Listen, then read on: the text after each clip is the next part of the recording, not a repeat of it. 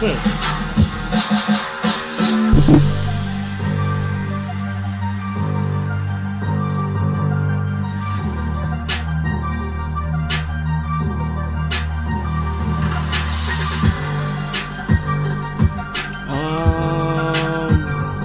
that's good. It's just you then.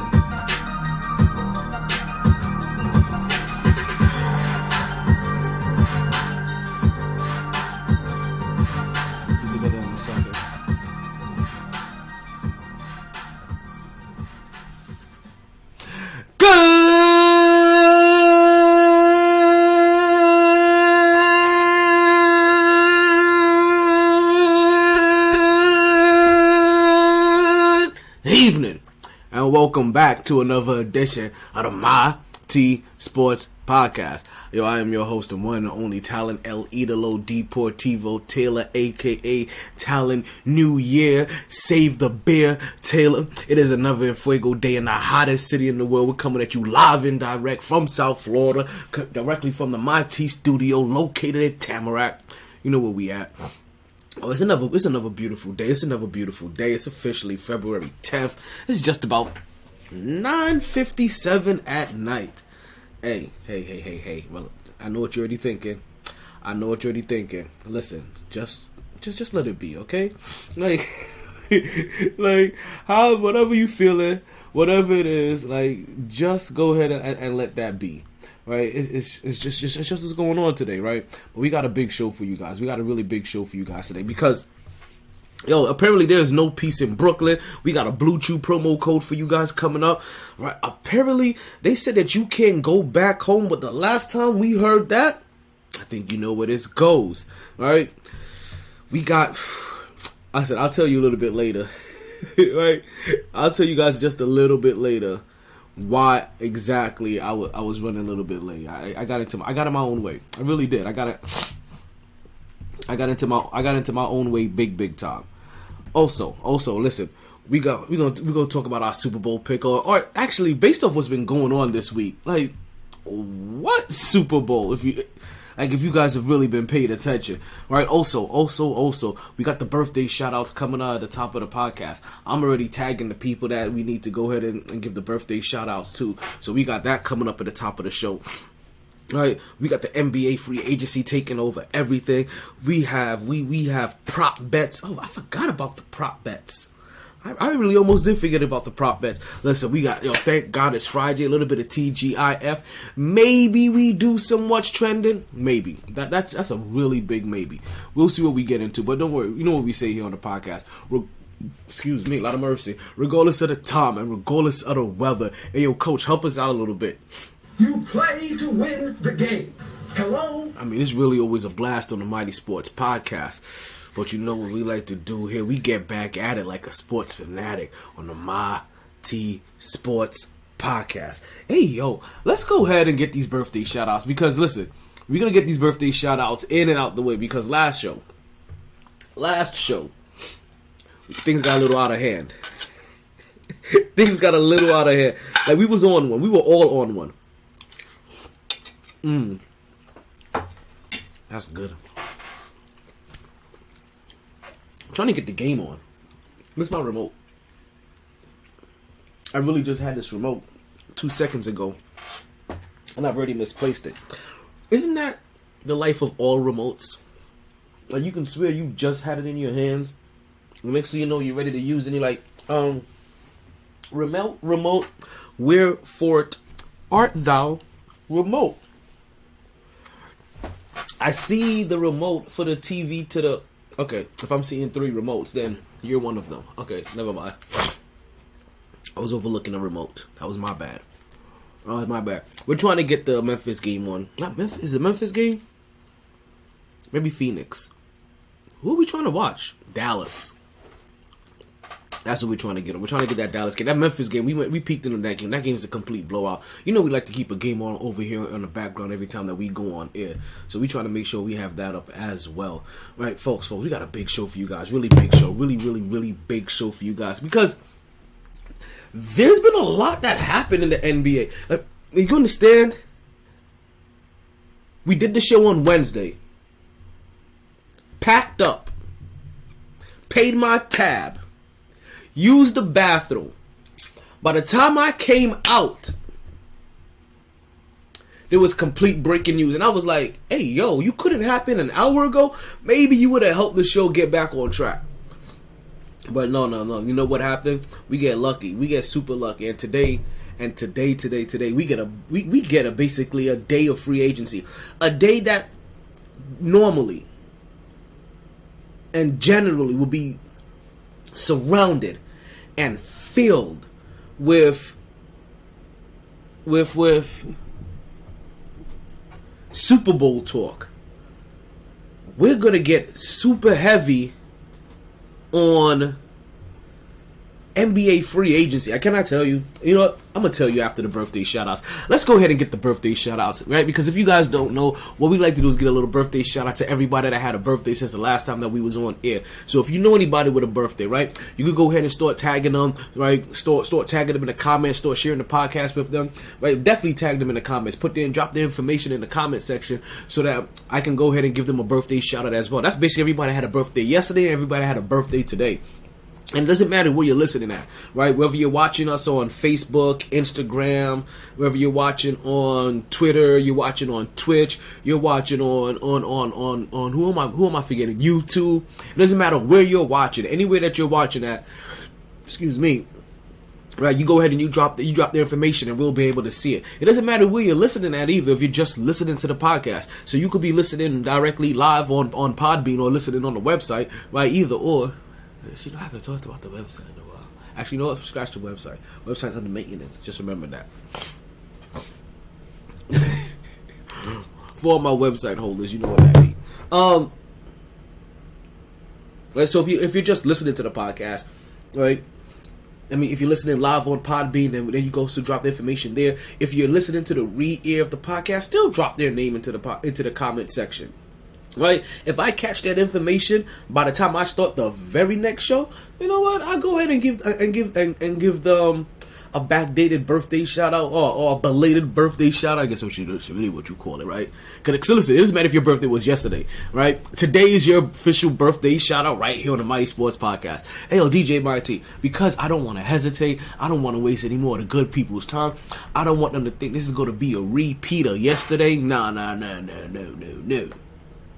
Right, none of that. Like, I won't go for that. No can do. None of that, right? What we gonna do here? Right, we're gonna get things started early. We're gonna get things started immediately. Right, we're gonna get it jumped off right away. Right, we're not gonna hesitate. We're not gonna wait around. It's just gonna be birthday shout outs and moving on. All right, you ready?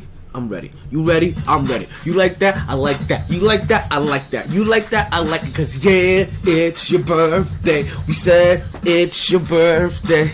It's your birthday. It's your birthday. It's your birthday. It's your birthday. Because it's your birthday. We sing happy birthday. Happy birthday. Happy birthday. That's why you gotta get the video. Right, first of all, let's go ahead and say happy birthday, right? We had no birthdays for the 9th. Ironically, we had no birthdays yesterday, so we got no birthday shout-outs to give out for yesterday. But that don't mean that we don't got a couple of birthdays today, which makes it even better, right? Makes it a little bit sweeter. It makes it a little bit more personal, right? We got a couple of birthdays for today. First birthday shout-out we'll like to give out is to one Lance Thomas. Hey, yo, can I get some clappers in here for him?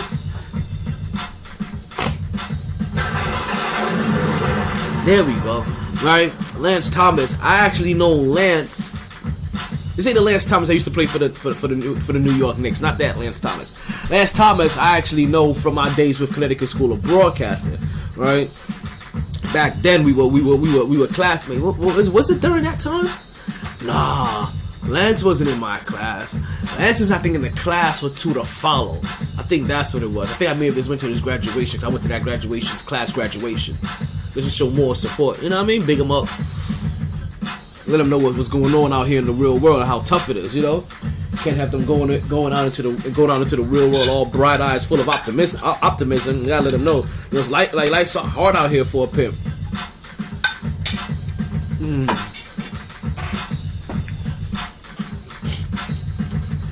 So I want to say happy birthday to Lance. Right? Also, another birthday I'd like to give out, a special happy birthday, right?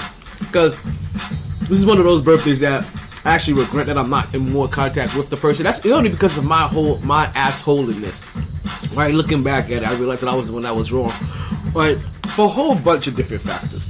Right, but it's one of the ones I definitely do regret because like I didn't like it ruined my opportunity like to be a chance of your little one's life, and that's probably one of the biggest regrets of them all. You know what I mean? Like it's all about the children. It's always about the children. You can never make them suffer. So I want to say happy birthday to one of my good friends, even though we haven't spoken about. Still calling one of my good friends, Emily Barbera. Happy birthday to you as well. Right, so let's go ahead and get them all in the room. Actually, you know what? Before we get them all in here, right? Let's not be rude. I'm not trying to be rude. Right? I want you guys to get your drinks. Right? Go ahead, start popping your bottles. Right? Get your shots ready.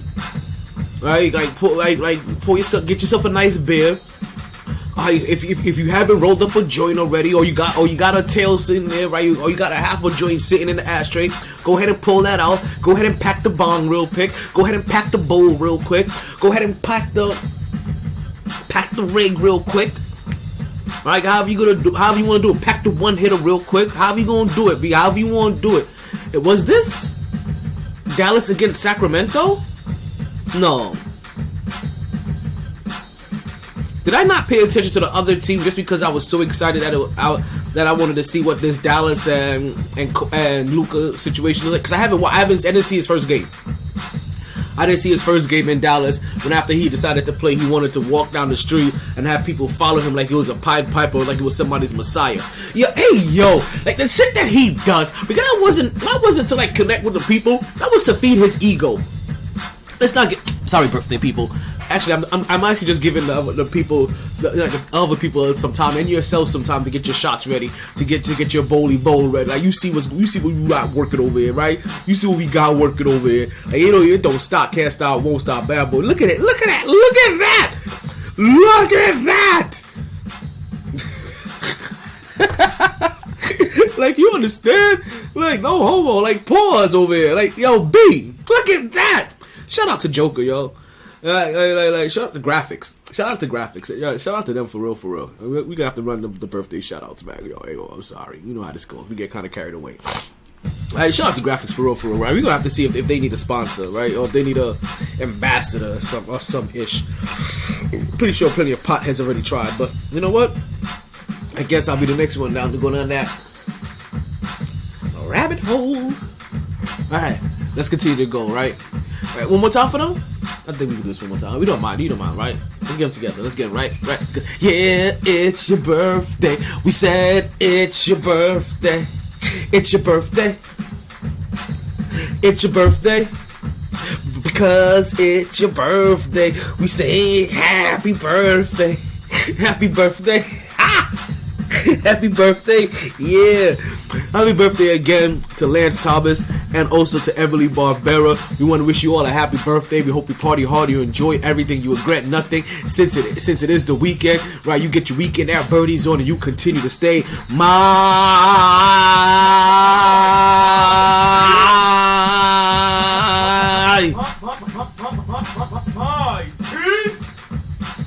yeah. Alright, let's go ahead and cut the music. I think that'll be the first time. That's gonna be a record for this week. Are they playing America's Funniest Home Videos side by side with the Dallas game? Hey yo, this is Sacramento. I said I've seen Sacramento's playing Dallas. We gotta figure. Why do you sound empty? Oh my goodness. It is empty. Shit. So again, happy birthday to Emily and Lance. So I wish them a big happy birthday. Hope you guys enjoy your weekend. Now let's go ahead and move on, right? Directly to our first topic of the day, right? And we kind of talked about it already, right? We started getting into. We was excited. We've been excited, right? Let's get into our first topic. You know what we call our first topic? MyT. Because the MyT topic of the day really is the first topic of the day. There's nothing else to be talked about. Not the Super Bowl, but the NBA trade deadline. You understand? We got the show Wednesday night. Packed up, wrapped up, was ready to roll. In more ways than one. Right? all of a sudden, I look up, and guess what I saw? Right? Kevin Durant ain't with Brooklyn no more. What? I had to double check, right? I had to check the potency of my drink. I had to make sure I hadn't smoked too much. I had to make sure I wasn't dreaming. Make sure somebody wasn't pranking me. 'Cause I was like, am I seeing this right? To the birthday people, let's not forget about you.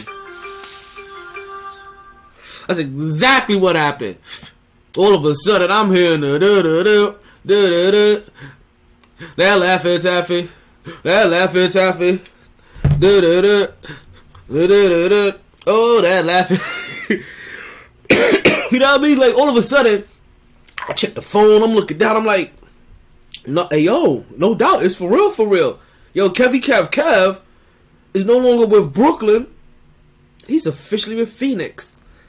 Over here regretting that he even left Golden State to begin with. But even more so, not just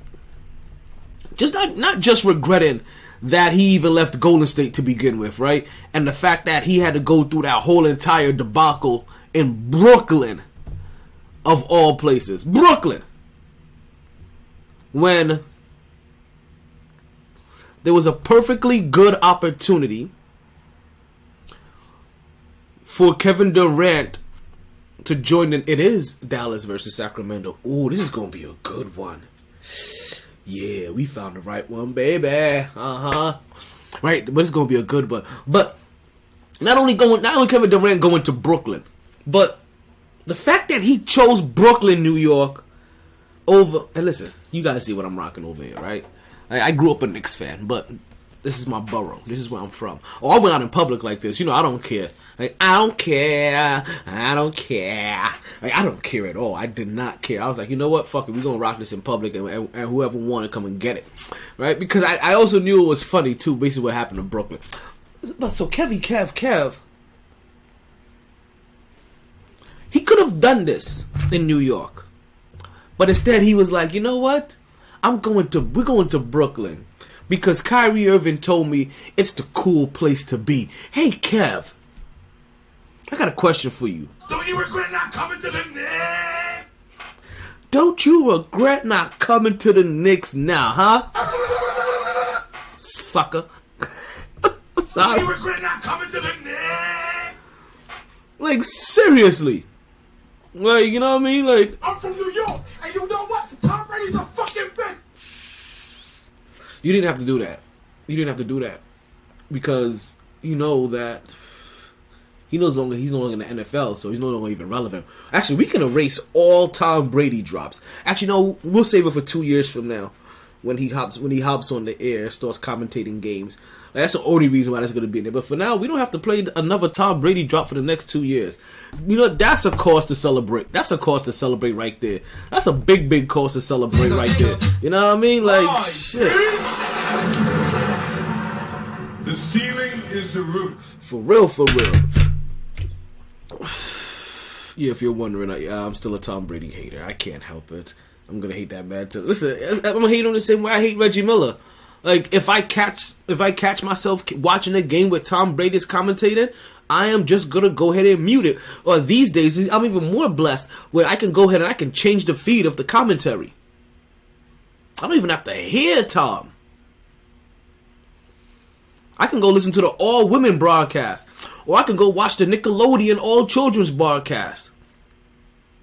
Listen, I'll even go watch the Chicken and Cow broadcast over listening to Tom Brady. Give me the Ren and Stimpy broadcast. Whatever dynamic dudes that you want out there that were retarded.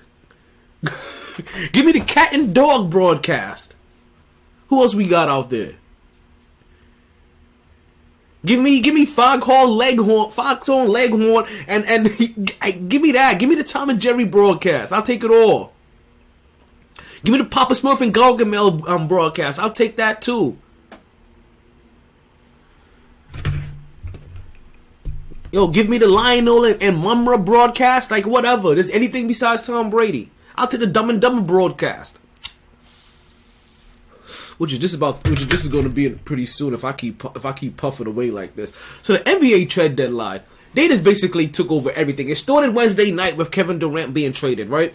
And you understand, from that point, and it was a little bit before that, because the first domino that really fell, that was major. Like, we talk about like Kanye West, major? Yeah, homie, we major. Was Kyrie Irving going over to the Dallas Mavericks. That's the reason why we're watching this Mavs game right now. Even though we've been infatuated with the Sacramento Kings for years, ever since De'Aaron Fox's draft, but also second in the NBA in rebounds. Okay. Not De'Aaron Fox, somebody else. But to see what De'Aaron Fox is doing this year, which is basically up there with the top point guards in the league, is going to be fun. So right now, just to see that De'Aaron Fox and Kyrie Irving matchup, where you're talking about one of the shiftiest and most skilled point guards, right? Especially when it comes to footwork, against one of the quickest point guards, and still and not only just quick, but still learning some of that shiftiness. So it's gonna be a good matchup. It's almost like watching sensei versus student. That's if anybody would want to go to the Kyrie school of basketball. Like, would you want Kyrie to be your sensei? I guess. Like, as a sensei, you probably would tolerate. You know what I mean? Because, yeah, he'll be a good sensei. I feel like he'll be a great teacher of basketball. He's just not a great NBA teammate. It really has been. From the beginning. Let's not make this a Kyrie Irving thing. But that was the first domino that really fell during free agency. I'm about to sneeze. Give me a second here.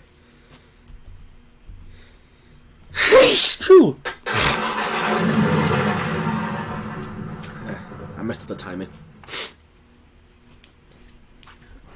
Right, that first domino was really Kyrie Irving falling. And then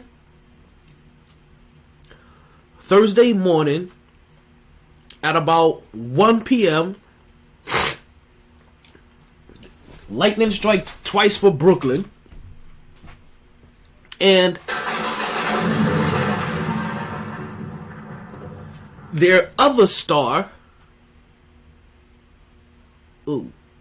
Sabonis just took a bad little shot to the knee, right? Sabonis? Is that Sabonis? Why did I write? Yeah, okay. I wrote down Sabonis' name earlier today. Why did I write his name down? I had to think for a second. I know why now. And it wasn't for what I thought for the first second.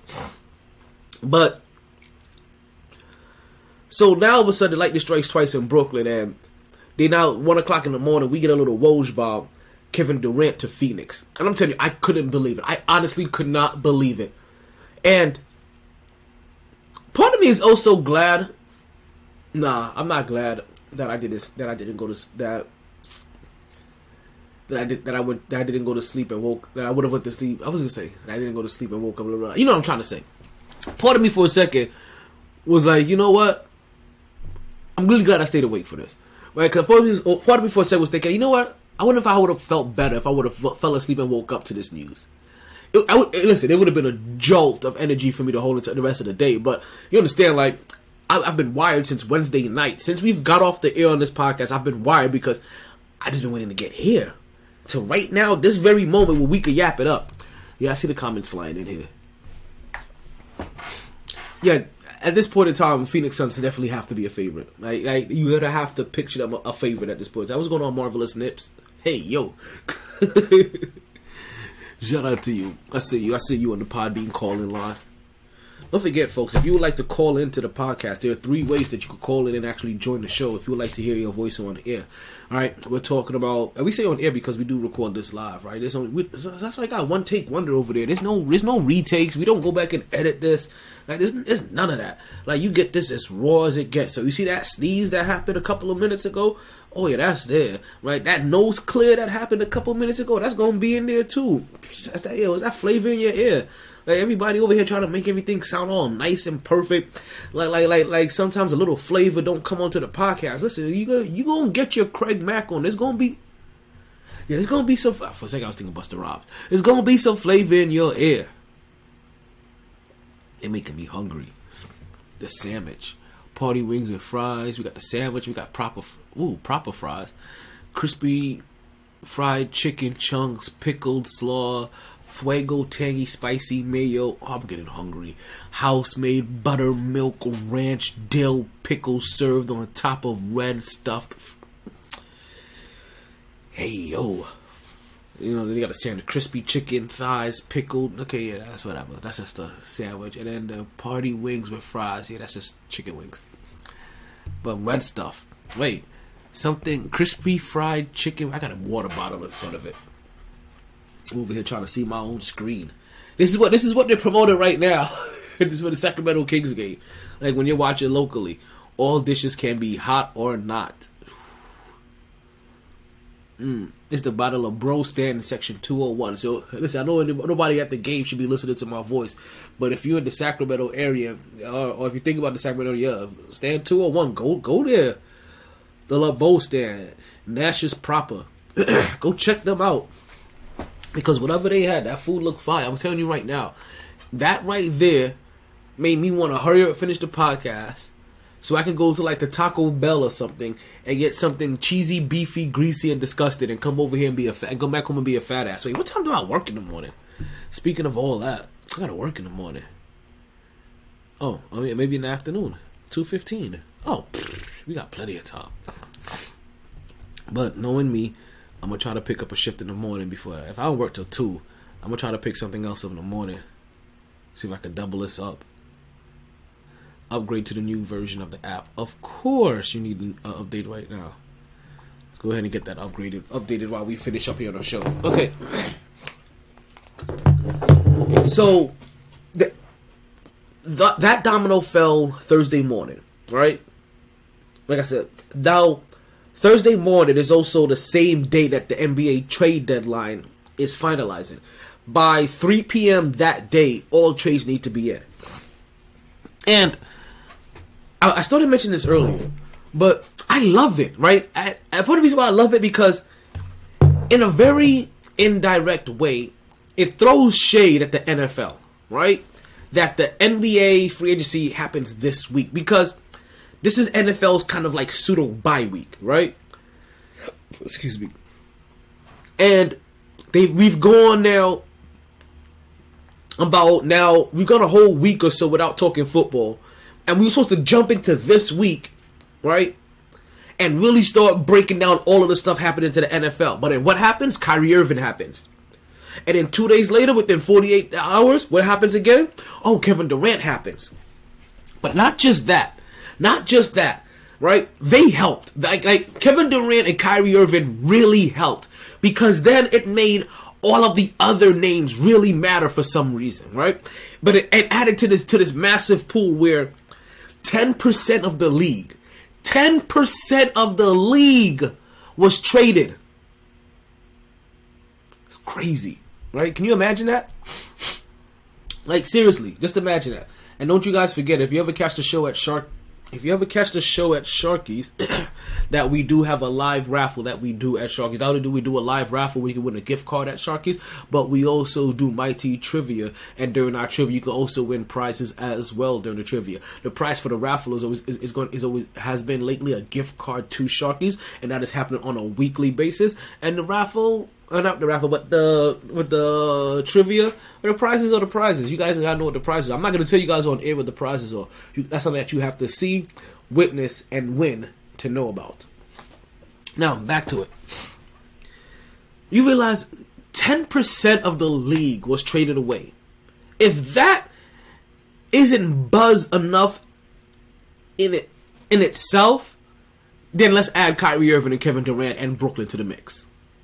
And again, like I've said it once, I'm gonna say it before. I've been saying it for a couple of years now, but I'm from New York, and you know what? Tom Brady's a fucking bitch. That's not what I was trying to say. Stop it right now. Don't you regret not coming to the net? No, for real. KD, again, we're gonna ask you. Don't you regret not coming to the net? Don't you regret not coming to the Knicks? It's not the cool place to be, but everything that you loved about the Brooklyn Nets at the time, They had a nice young squad. They were working together, right? You can see the maturation or the potential of some of the young guys. Like that's stuff everything you were saying that you loved about Brooklyn is actually what you would have gotten in New York. But instead, from the very first moment you guys got there, and you were like, oh no, let's get a new coach. And oh no, let's go ahead and trade for DeAndre Jordan. And then let's go ahead and give DeAndre, you understand? Taking away the coach wrote down the whole entire foundation that they were being built. And then you traded for, and you go ahead and get DeAndre Jordan, right? That sent away somebody that actually just recently came back to a 4-year contract, and he basically was useless for you guys, and barely lasted 2 years there.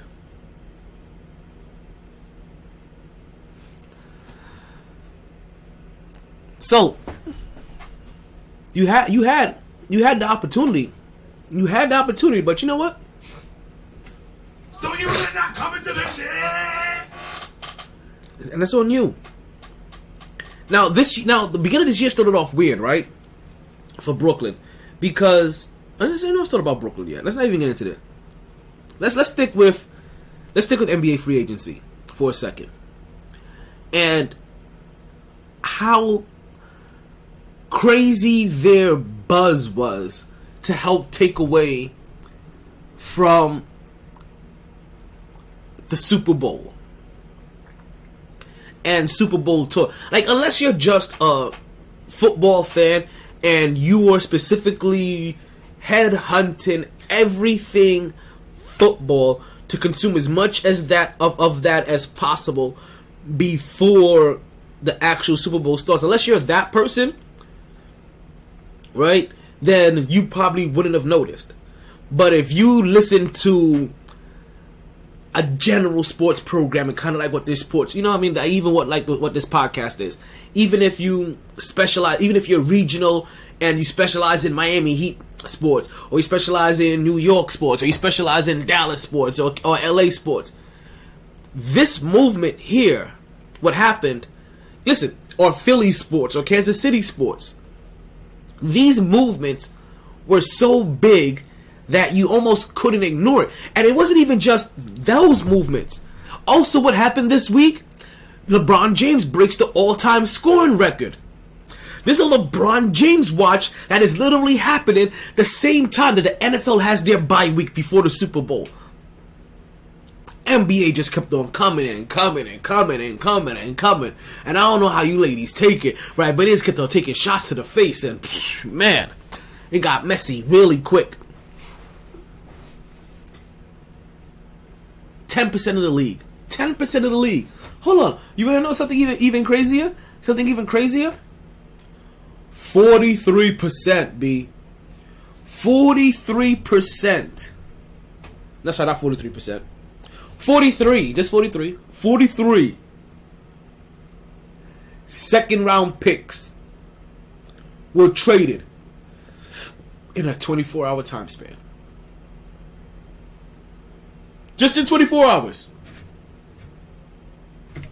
In a 24-hour time span, there were 43 second. You understand every trade that you heard of. Hey, yo, 3 first-round picks, 2 first-round picks, 5 first-round picks, 2 second-round picks, 5 second-round picks, 4 second-round picks, 5 second-round picks. It was second-round picks out the kazoo. Wazoo. Oh, zoo. Sue, woo. You understand? Second round, they were going everywhere. Everywhere. And one of the craziest things about it is that, you know how they say you can never go back home? Well, this NBA free agency proved that wrong, because you know when you heard that? When they were back home. Let me tell you this. Hold on, because I didn't count this one out before I started. 1, 2, 3, 4, 5, 6, 7, 8, 9, 10, 11, 12, 13 players returned back to former teams they've recently played for. or formerly played for. 13 players went back to teams they formerly played for. And some of them have talked straight cash shit about their former teams. And now you have to go back and look them in the eye and be like, ooh, you just go buy me out. Bye. Right? Oh wow! Now let's mention some of the lighthearted names. Right, we'll get into all of them. But listen to some of the movements that has happened. Yo, get the thunder ready. Right, it's gonna be a busy one. It's gonna be a busy one. The ceiling is the roof. It kind of is. But it's gonna be a busy one. Let's get him out here. Right, we get Mo Bamba right to the LA Lakers. Right. You know Mo Bamba, I'll be falling, Bamba.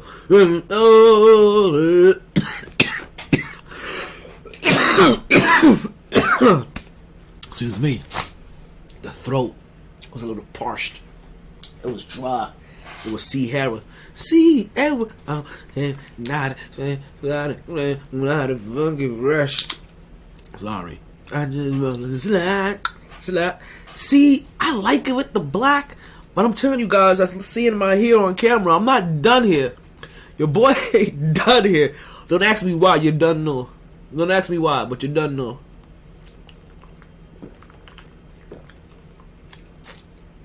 Pardon me while I take a little swig of water. You know what? While I do that, I'm gonna play you guys some music to think some things about.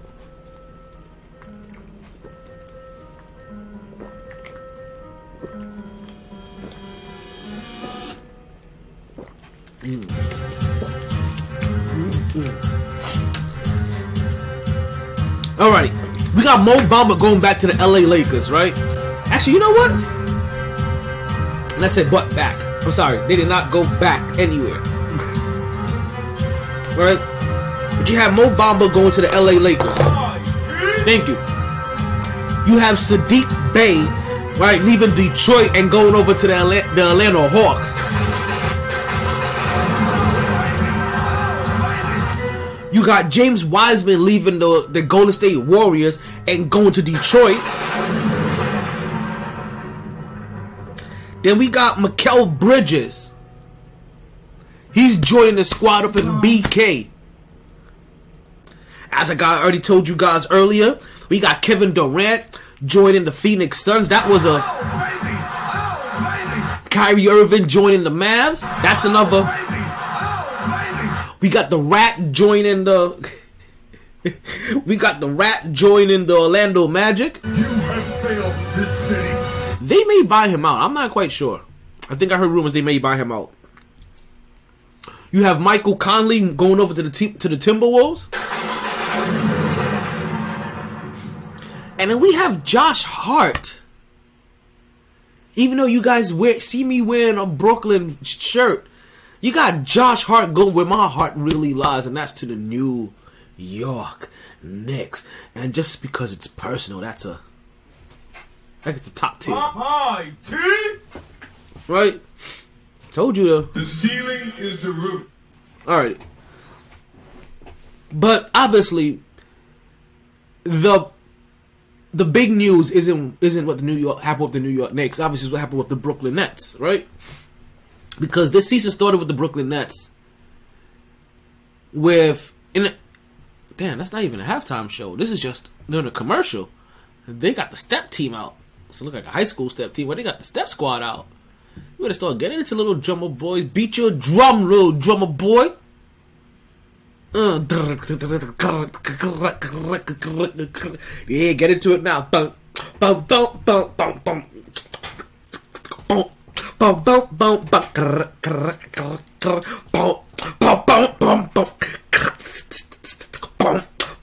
bum, bum. Let's get back into it.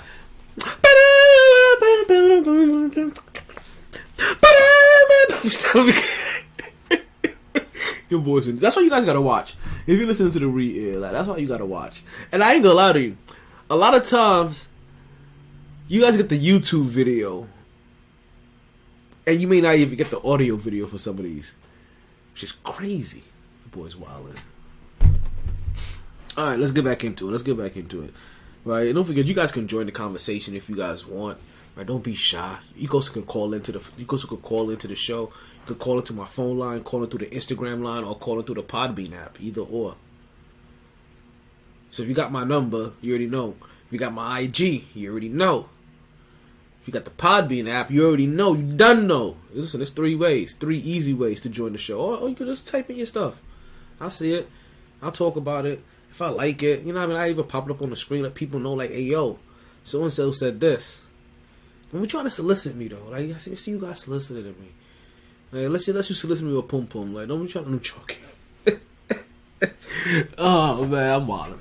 You guys already know the saying. If I'm wilding, I'm smiling. If I'm smiling, I'm wilding. I'm smiling today. I'm definitely smiling today. Dallas Mavericks with an early lead, 35-19. We have 2 minutes left to go in the first quarter. The Brooklyn Nets started off this season really hoping that things were going to be turning for the better, right? It's been a rough, to say the least, 2 years, right? Having to deal with Kyrie Irving more than anything else. But Kyrie Irving, the injuries, the vaccination, the pandemic, birthdays, bar mitzvahs, what other things did Kyrie Irving need to take off for?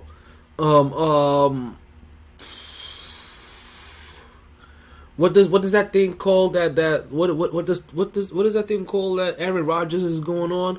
Like just sabbaticals, right? Like just having to manage all of that, and then for it to end this way, right? Begin the season, Kevin Durant starts asking for a trade, and they're like, "All right, pimp. I mean, we'll try, but we ain't really trying to trade you. But we'll go out there and we'll see what's happening, right?" And all of a sudden, they're like, "Yeah, you know what? People just wasn't really willing to give up the bag for you. Like they weren't willing to give up what we think you are valued at, and you are a high tiered player. And if we can't get back what is your value, right, or at least what we think is your value, then it doesn't really make sense that we can even make a trade for you, because then we're not getting what we think is proper for you." And he was like, "Okay." Right? And we were all shocked, like, he bought that? Like, that worked? We was like, okay, you know what? Cool. This okay, you see how this thing plays out. And then Kyrie Irving comes and is like, you know what? Before you guys can get all settled and easy and thinking that we're in calm waters, hey, how about we extend that contract of mine a little bit? You know what I mean? All due praise to Allah. You know what I mean? Like, can I get a little bit more, like sauce on my burrito? Like whatever. You know what I mean? Can I get something? Can I get a little bit more tartar sauce for my, you know what I mean, for my fish and chips? And they were like, no. Like, let's see how the season works out. Let's play a little bit more. You've been a little unreliable, so we don't feel real comfortable just giving you more dough and signing you to a long-term deal. Because who's to say once we sign you to a long-term deal, you all of a sudden be like, yeah, now I want to go. So let's see if you really bout us. If you ain't bout us, then we'll let you walk at the end of the season. But you ain't getting one before now. You gotta prove some stuff to us. You've been a little unreliable lately. Like, you understand, like, you guys have barely played 70 games together, 50 games together. However little it's been at the beginning of the season. Excuse me. And so the team protects their neck as they should, and Kyrie feels disrespected. We'll find out. So Kyrie Irving plays out the season. Things are going good. He starts fooling some people, even me for half a second. I was still, and that's how you know things were going bad. Like, things were just going a little too good. Kyrie Irving was just being a little too quiet. And you're like, yo, you guys hear that? Hear what? Nothing. Like, is that a bad thing? That's always a bad thing. Like, really some some movie-ish started happening, right? And you're like, something is coming. I can sense it. Like, yeah, there's a breeze in the air. Like, the force is unbalanced. You guys can't feel that energy level? Like, it's rising somewhere. Kyrie Irving was out there like Cell. Just waiting, sucking up points, waiting to get to his perfect form. And as soon as he was ready, he was like, where's Goku? Oh, Goku ain't here? I'm out. No, he was like, hey, you know what? Let me get that contract extension again, B. And actually, that's actually what happened first. He's like, yo, what's up with that contract extension? I've been playing well so far. I've done good. I haven't said anything. I've been out the news. I've been playing well. Look at my numbers. I'm helping you guys win. Like, I'm doing my thing. Can I get some more money now? Like, can you guys extend me? And they were like, aye. Like, because we kind of figured that you was probably going to want this. This was probably going to happen. God, they showed in this day in NBA history. This is when Tracy McGrady threw the ball to him, threw an alley-oop to himself off the backboard and dunked it, head and shoulders, rim level.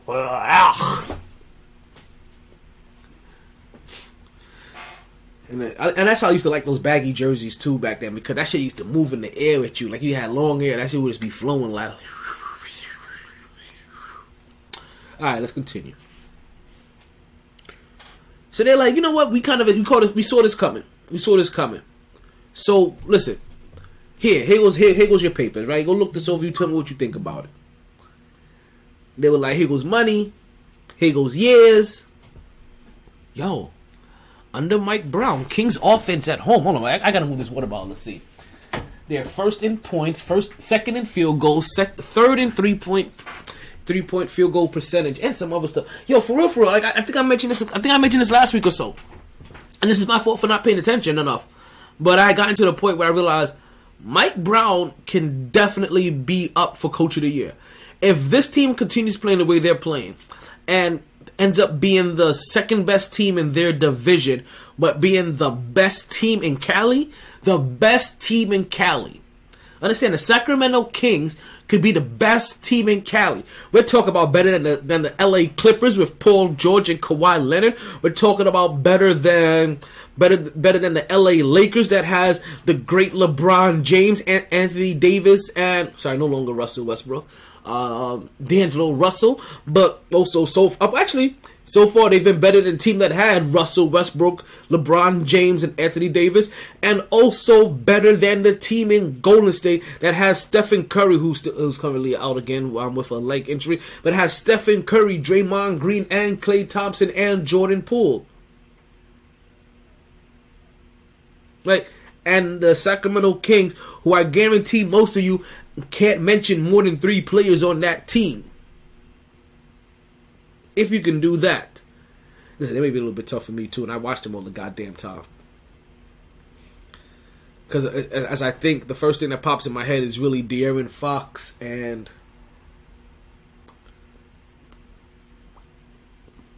No, I was trying to get the third one out, because it's De'Aaron Fox and Sabonis. But it was somebody else I was just thinking about, and it completely left my brain. And I don't know why they just left. No, it's not Buddy Hield. Buddy Hield is in Sacramento. Not Sacramento. He left to go to Indiana already, or some other place. Who else is... No, Matt Barnes. And then there's one more.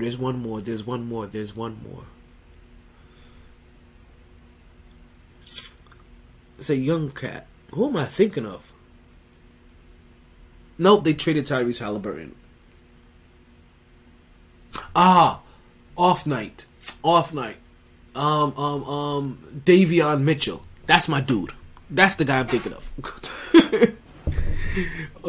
They call him off night because of his defense. Because anytime that you play up against him, then you're gonna have an off night. Davion Mitchell, not to be mistaken by Donovan Mitchell. Right? This is Davion Mitchell. Let's see, they're going to show Kyrie Irving's points so far. Right now, let's see, they are currently sitting on a 16-point lead. About 10 minutes left to go in the second quarter on the first half. And Matt Barnes just helped reduce that to 15 points. Excuse me. So, Kyrie asked for that. Let's get back on track to Brooklyn. Kyrie asked for that money back, right? Or to try to get some more money back. And they were like, you know what? We still don't feel safe about you. So what we're going to do here is that we're going to treat this like an NFL contract, because too often you NBA players keep thinking that NBA contracts have to be guaranteed. Like, no, it's just become the norm for people that deserve it. And right now, Kyrie, we don't think you deserve a guaranteed contract. So you want 4 years, 200? How about 4 years, 120 guaranteed? And every year you can make up another $20 million per year in bonuses. That's another $80 million you can get on top of that. And we'll even give you more of a bonus for getting to an NBA championship and winning us one. And if you win an NBA championship, then then the rest of your contract gets guaranteed. And he was like, wait, what? Like, because we realized Kyrie Irving doesn't care about winning an NBA championship. Well, he said it. It's the reason why he's the way he is now. He's reached into the mountaintop already. What more is there to do on an NBA level once you've already reached a championship? You see, you guys don't understand. Listen to how Kyrie Irving talks about how he talks after winning a championship, and how, let's say, Michael Jordan, LeBron James, and Kobe Bryant has talked. Right? Larry Bird has talked. Magic Johnson has talked. After they won their first one, their next thought was like, yo, I gotta get this again. I want this again. I want this feeling again. For Kyrie Irving is, I've gotten here now. What do I do now? Or what's next? Like, I don't want this again. Like, I don't want the stress I don't want the stress of having to chase this again. I've gotten it now. I've reached this goal of winning an NBA championship. Now also let's twist this also. Let's give this in a different light to you guys. I don't want to give it a full negative connotation. And I apologize if I happen. Also, he's thinking to himself, whatever life goal can I go out and conquer? Because now that he's conquered his basketball goal, that is no longer a primary goal. See, for everybody else, their primary goal was to go win another NBA championship. Shaq, Timmy, all of those guys. They were still obsessed with basketball enough that they wanted to go win more championships after getting their first. For Kyrie, it was, I got my first. Now whatever goals out there in life are there for me to conquer. Because what it took to chase this, I don't want to do again in basketball. I just want to now enjoy basketball again. I've reached to the mountaintop. I've won my championship. That was stressful to me. That was really hard for me mentally and physically. And then also, let's not forget, and he also had some deaths in the family, right?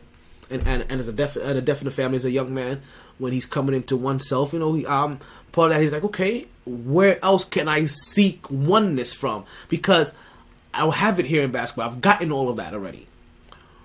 Where's my next goal coming from? Where's my next level of enlightenment coming from? So I say this because what happens is that Kyrie Irving's main focus is no longer basketball. Basketball is where he goes to have fun. And there's lots of players like that. They don't love their sport. They just play their sport.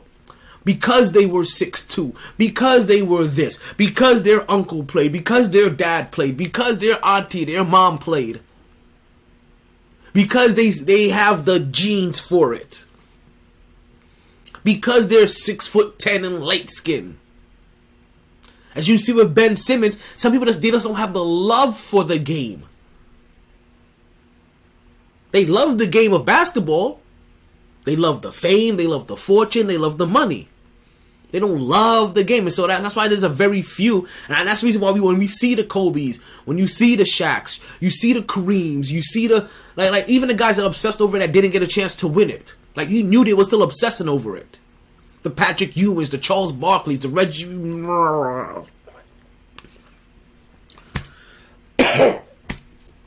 Sorry. Almost threw up in my mouth there. Yeah, you guys know what I'm talking about.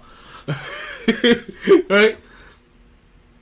Those guys that are obsessed over it, there's a reason why they get respected even if they don't chase it. Kyrie Irving's won champions. Like I said, he won that one chip and it changed the whole entire narrative of his career. You don't give him that one chip and nobody is giving Kyrie Irving this many chances. He may even be lucky to be in the league. I'm telling you right now, LeBron James does not go to Cleveland. Kyrie Irving may not be in the league today. Kyrie Irving may not be in... you guys understand this. But that's the issue with Kyrie. Is that they didn't want to give him the amount of money he wanted, fully guaranteed, because they weren't sure about his commitment to basketball. And if you heard Kyrie Irving talk, he has fully told us basketball isn't a priority to him. It isn't the thing that he's gonna go out of his way and inconvenience his life for. Basketball is something that he does for fun. He's got a chip. At that time, he had a shoe deal. He had a shoe deal that he was very proud of because of how much money it generated and how it had different tiers so that it can be sold to different income levels of people. So if you had a family that was struggling to break bread, they had a pair of Kyries that was a whole lot easier on your pockets. So he took pride in that. Now he no longer has that. And now now you see the Brooklyn being a team that doesn't want to give him a guaranteed contract. This is why it's really curious to see what happens in Dallas. Because I'm telling you, if he doesn't get it done in Dallas, he may not get it done anywhere else in the league. Because I know he wants to go play for LeBron James, but does Jeannie Buss want that headache? And that's the problem. I know LeBron may want him, but does Jeannie Buss want to tie herself to him for 4 years? Or does the NBA or does any owner want to be responsible of guaranteeing this guy, as they probably determine, this guy another 4 years of money? 4 years of multi-million dollars, probably upwards of $40 million per year. Does somebody want to guarantee him that for the next 4 years in the NBA and then have to deal with whatever you're dealing with for the next 4 years of him? Which is uncertainty. I'm curious of what really Mark Cuban talked to him to really persuade him. Because also I have to imagine part of it had to be, well, listen, you know what, Kyrie? You have off-court adventures. What better guy to really help open those doors for you, or get you to those places that of off-court ventures that you would like to get into? Like, I'm that guy. I just want you to do it in the off season. Okay, give me everything you got during the regular season and during the off season. Like my world is your oyster. And if that doesn't work, because I'm curious. What did you have to say to Kyrie for him to be like, oh yeah, I'm being so appreciated now in Dallas, but I'm not. But I wasn't being appreciated in Brooklyn because Brooklyn wouldn't give me a guaranteed contract after I scorned them left and right. I took off to go to family members' events. Didn't tell anybody when I was leaving. Decided to not Right, and I understand the vaccination thing has always been a personal choice, but it's also a personal choice that 99% of the league decided to make, and also it didn't benefit him being in New York as well. But because of that, lost half a season, right? had the issue with the anti-Semitism thing, then came back later and deleted your apology. Don't think nobody has noticed that you deleted your apology or whatever was supposed to be. Yeah, you see, my phone has perfect timing all the time. Like, don't forget that we all know that you deleted that apology as well. So, to have to deal with all of that, I wonder what Mark Cuban really said, because to say that Brooklyn disrespected you when, from the moment you got there, Brooklyn bent over backwards for you. And that was the issue that I know I had, because them bending over backwards for you, all it did was empower a madman. That's what it did. It empowered somebody that doesn't deserve all of that power, because you don't use it wisely. You're the kind of guy that, if an owner or any general manager wants to use an example of why they won't pay a player or why they are reluctant to give a certain player money, they will use Kyrie Irving as that example. Kyrie Irving is already being used as an example to be the mentality of today's athletes, when there's really not. Just because Kyrie Irving wants to move, that's not the mentality of the athletes. It's the way that Kyrie Irving goes about all of his other business. That makes him look bad. Listen, same thing we say about LaMelo Ball. LaMelo Ball be doing some sketchy shit too. Like we wonder all the time what's going on in Charlotte, because they need a vet over there to help those boys get straight, because it is a madhouse. It is a frat house in Charlotte. Right? So Kyrie Irving, you didn't get disrespected. They did everything for you. They went and got you wanted DeAndre Jordan, they got your boy DeAndre Jordan. You didn't want the coach that was there. You wanted Steve Nash, right? You got Steve Nash. You didn't, when Steve Nash got there, you didn't want Steve Nash to coach you. You want to be able to coach yourself, or Kevin Durant to coach, or DeAndre Jordan to coach, or anybody else to be a coach. He allowed you guys to coach on the whim, and they eventually got him fired. You guys wanted James Harden, right? They traded away They traded away all those assets, all those pieces, and got James Harden. Where did they disrespect you? Like you understand? Like you can't be calling the blame game here. But they disrespected you because after all of that, they didn't give you the money that you thought that you deserved. After you have laid out this path of inconsistency and uncertainty. That's all you've laid out. A path that says you can't depend on me. Yet you want them to give you a contract that's made for people that are dependable. What the fuck they do that at? I've been trying not to curse this whole entire podcast. But I apologize, Island TV.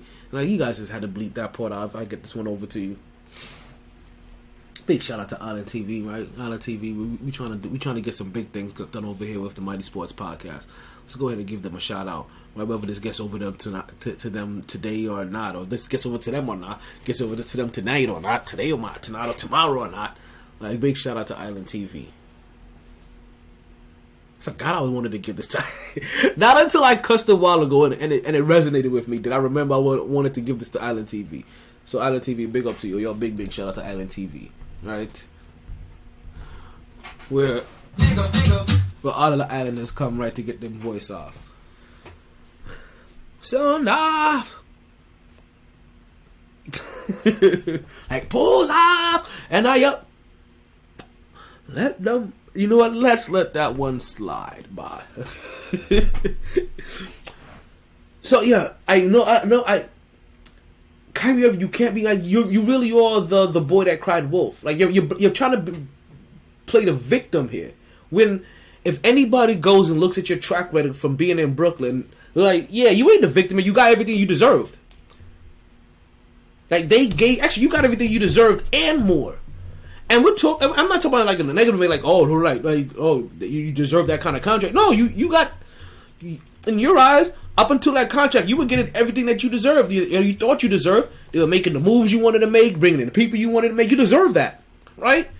Like you have enough talent in the league that you deserve the right to be able to pick your your teammates. So you bring in DeAndre Jordan and James Harden, and James Harden looks at this, and after about 3-4 weeks, he's like, "Yeah, these guys are delusional and disgruntled. I need to get out of here ASAP. I know I just got here.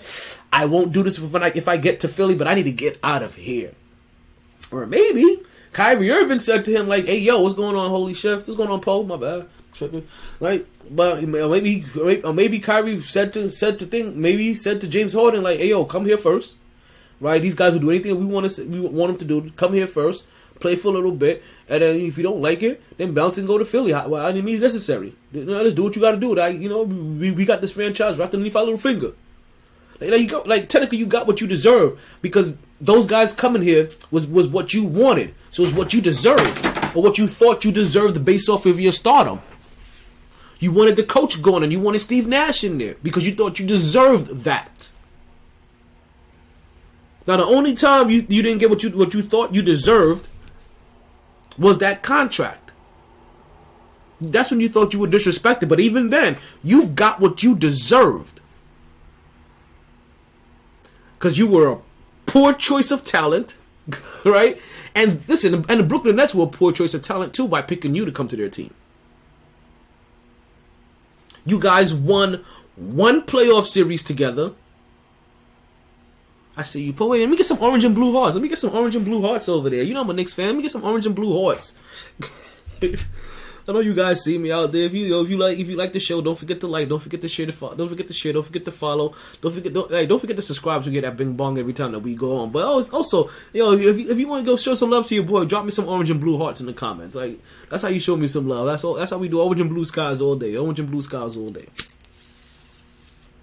I know if you guys see, I'm like when they were doing that Fairly Odd Parents Odd Parents challenge, where if you played the sound on your device, and if you looked around, you will suddenly see something pink and green. Oh, there goes Poe. I appreciate you, Poe. And that's how I am as a Knicks fan. If you guys look behind me enough, you're going to see the combination of orange and blue constantly all over the place. Like, hold on, look. Lean to the left. Now lean to the right. Y'all see that? Y'all saw that? Orange and blue everywhere. If I turn the camera, honestly, if I turn the camera this way, it'll be the same thing. If I turn the camera that way, it'll be the same thing. If I turn the camera that way, it'll be the same thing. If I turn the camera that way, you're always gonna see some combination of orange and blue lingering somewhere. I'm that dude. Alright, let's continue to get into it. Because Kyrie Irving thought he was that dude too. Until Brooklyn told him, like, yeah, we ain't gonna pay you. We're not gonna give you that money. And then he was like, you know what? You ain't gonna give me what I want? Let me bounce. I want out. Like, you guys disrespect, so I want to bounce. And that's how we got to the point where we got the Kyrie Irving to Dallas trade. You understand? We started off this season with him wanting an extension. And Kevin Durant wanted a trade. Kevin Durant got his money. Kyrie Irving couldn't get his money. Kyrie Irving played well, and he was like, yeah, I'm out. And then 48 hours later,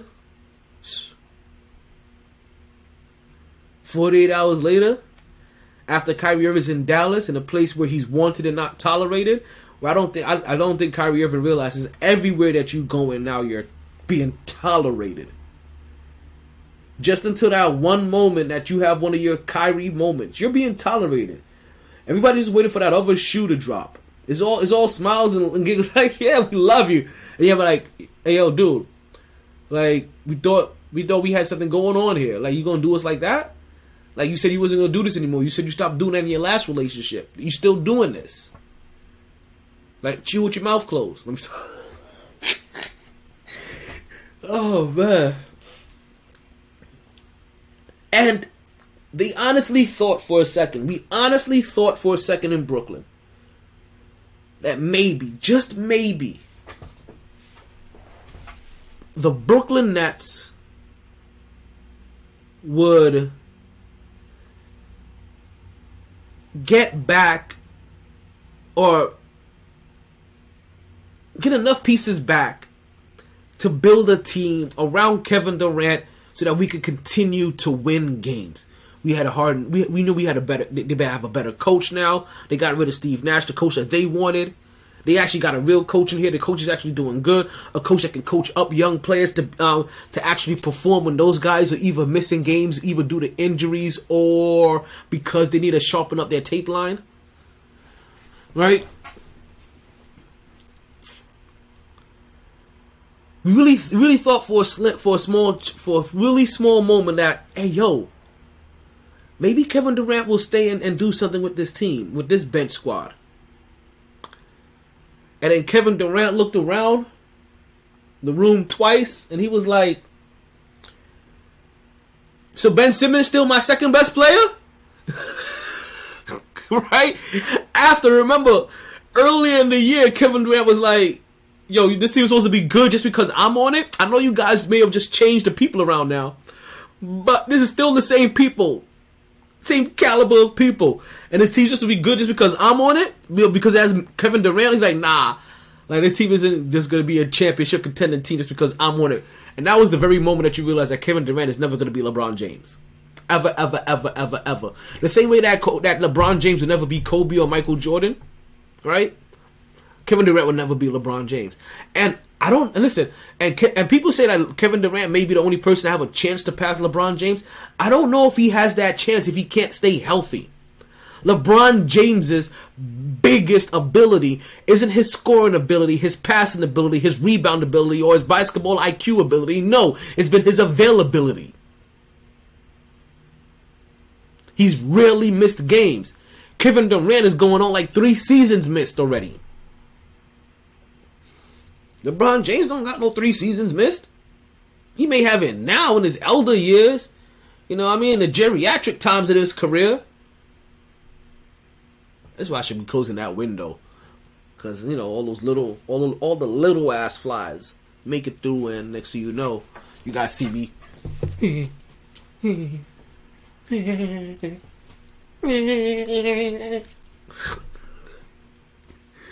Let's continue. Where we at? Massive amount of time. Massive. Yep, Kevin Durant says, nope, I won't go for that. Nope, no can do. I won't go for this. I'm not staying here. Nope, not me. No, sir, not me. And he tells Brooklyn, yeah, I want to bounce. And he actually says, you know what? I don't want to be part of this anymore. I just don't want to be in Brooklyn anymore. I don't want to have my own team anymore. I don't want to do this from scratch. Nope. I didn't realize how easy I had it in OKC when I had Russ and James. And even when I just had Russ, I didn't realize how I had it. So at least back then, right? I had it super easy when I had it in Golden State. I don't know why I ever thought that I needed my own team. And so they've scarred him now. He officially has PTSD from owning his own team. And he says, you know what? Send me to Phoenix. I don't want my own team. Just send me there. I don't care. I don't care what it looks like. I should have stayed in Golden State. Send me to Phoenix. But ultimately, you know what it boils down to? Don't you regret not coming to the net? You should have went to the Knicks. Should have went to the Knicks. Brooklyn wasn't a move. It wasn't a popular spot to be. Because even with all of your stardom, the only time you really got talked about in Brooklyn is when shit was going bad. You understand? You guys were sitting at the number 2 spot in the East and barely being talked about. The Knicks were on a 3-game... Actually, you guys even won on like an 8-game winning streak, a 10-game winning... The Knicks won 3 straight. And the city was over here talking about... New York is fucking back. You understand? They were going crazy. Fuck Trae Young. Fuck Trae Young. Fuck Trae Young. Fuck Trae Young. Yeah, you guys over here on a 10-game winning streak and you barely can get a... What the fuck, baby? Nah, not even that.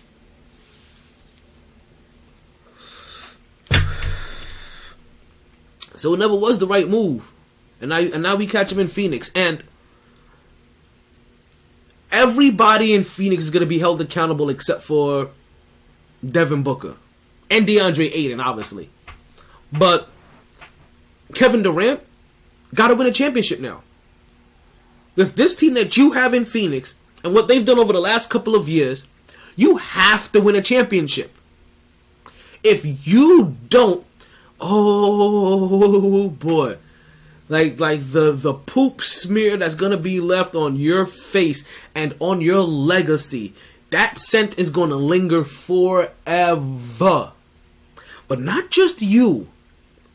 Your old head also, he gotta win. As I said, Book gets the pass.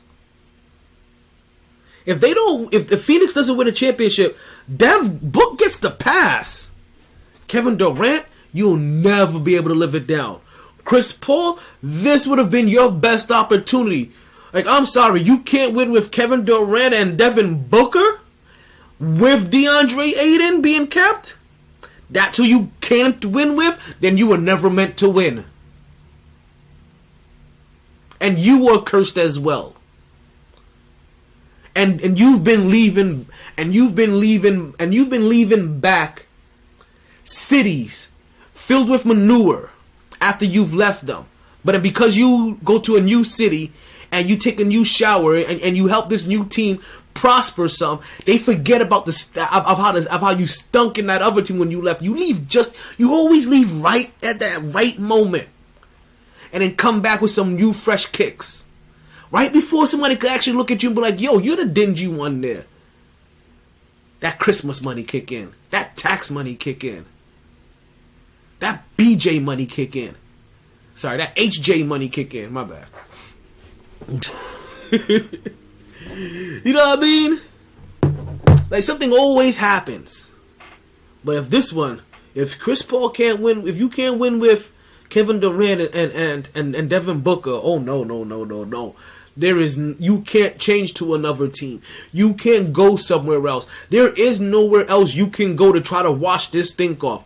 It will finally stick to you. And this one will be quadruple, because it won't just be you failing here. All of your other past failures, all of your other past transgressions are gonna come into play, and all of a sudden you're gonna have a quadruple scoop of a poop cone to sit in there waiting for you to carry around all day like a scarlet letter. They will remember then.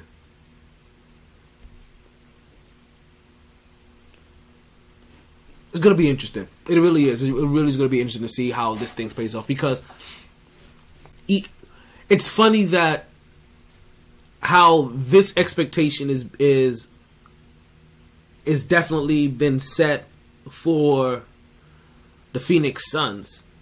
For the Dallas Mavericks, these expectations aren't the same for Luka or Kyrie Irving. We are just hoping they make it out of this Kyrie Irving experience in one piece. Is it still Kyrie, or is he the artist formerly known as Kyrie? Like, I forget what he goes by at this point in time. Like, Kyrie Irving really does feel like the basketball version of Prince, doesn't he? Like, he definitely is an artist, but he strums his own guitar. And it's personalized. And there's no other guitar like it. Let's move on to another Knicks team. Don't forget, if you guys are listening through the Podbean app, if you guys are listening through Instagram, right? Or if you guys are listening anywhere else, you guys can always use those apps to call into the show. If you would like to call in and join the show, if you have my number, you can use my phone number to call into the show as well. You have that as well. Or you can drop your comments anywhere that you're listening to as well, or anywhere that you're watching the podcast at, whether that's on Twitch, whether that's on Twitter, whether that's on YouTube, like any one of those places, Facebook, Instagram, any one of those places, you can go ahead and drop your comments there. We'll be able to see them. We can interact as well. If you like the podcast, you know what? Go share, go follow, subscribe so you can hear that bing bong every time that we go on. But right here in the here and now, just leave your boy a couple of orange and blue hearts. You know how we do here on the Mighty Sports Podcast.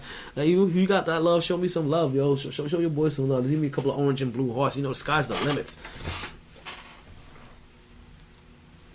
So, as we talk about some orange and blue hearts, right? Let's go ahead and switch over for a while to that other team in New York, and let's switch over to the New York Knicks. Now the New York Knicks, they haven't been as exciting, right, or newsworthy wise, even though it's kind of contradictory to what I just said, right? But they haven't been doing all the flashy stuff because also they don't have a Kevin Durant, they don't have a Kyrie Irving to try to go get. Which, can I also tell you, as one part of my brain was like, damn, let's see what happens now with Kevin Durant, what he does with this squad. There was a part of me that was looking at the New York Knicks and was like, hey, yo, strike right now. See if you can strike right now. Like, right now. See if you can strike, and let's see what you can use to get for Kevin Durant. But then as soon as I had that thought, the Brooklyn Nets came out and lied to the whole world, right? And they said that Kevin Durant was not on the trade block. That they were going to stick with him, that he wasn't going anywhere. Obviously, right? The survey shows that was a lie. But I had that thought for half a second, like, let's see what we could throw at Brooklyn and see if we could get Kev. Like, let's throw them Obi Toppin, let's throw them Cam Reddish, let's throw them 3 first-round picks. If we have to, let's throw them RJ Barrett. Like, who cares? It would suck to have to play against RJ Barrett, Cam Reddish, and Obi Toppin right across in Brooklyn. That would really be something, to watch them under a different styled coach start being successful. And next thing you know, they continue on their path in the 4th seed, and they finish out still better than the Knicks.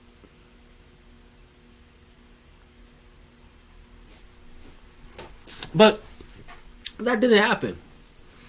New York Knicks, they still remain 30-26. They're 7th in the East. They just lost their last game tonight against the Philadelphia Eagles. Philadelphia Eagles. We're going to talk football later, don't worry. They lost to the Philadelphia 76ers 119-108. This is their first loss after winning their last 2 games, when they beat Orlando and actually beat Philly. That's the reason I'm not too surprised, not too up, not too down about this game against Philly. Right? You figure, because the Knicks just beat them 2 games ago, it's very fresh in their muscle memory, right? Mentally or physically, right? But it's very fresh in their mental memory that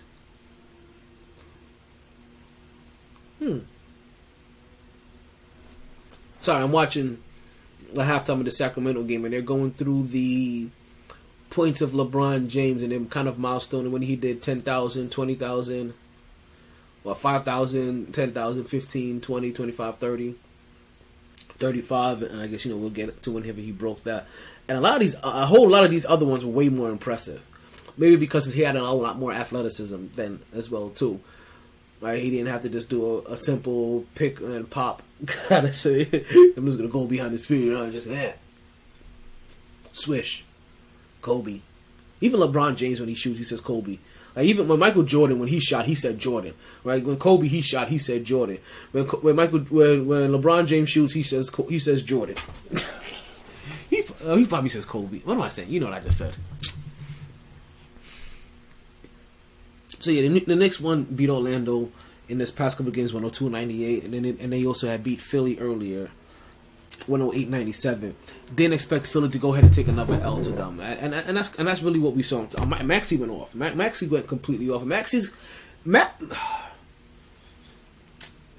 Knicks fans, and because Knicks fans may be the only person that understands this comparison. Probably, I don't know if the rest of the league or any other casual fans know who Emmanuel Quickley is, but seeing the growth of Emmanuel Quickley and the maturation of him, right, and the improvement, seeing him and seeing how well he's improved,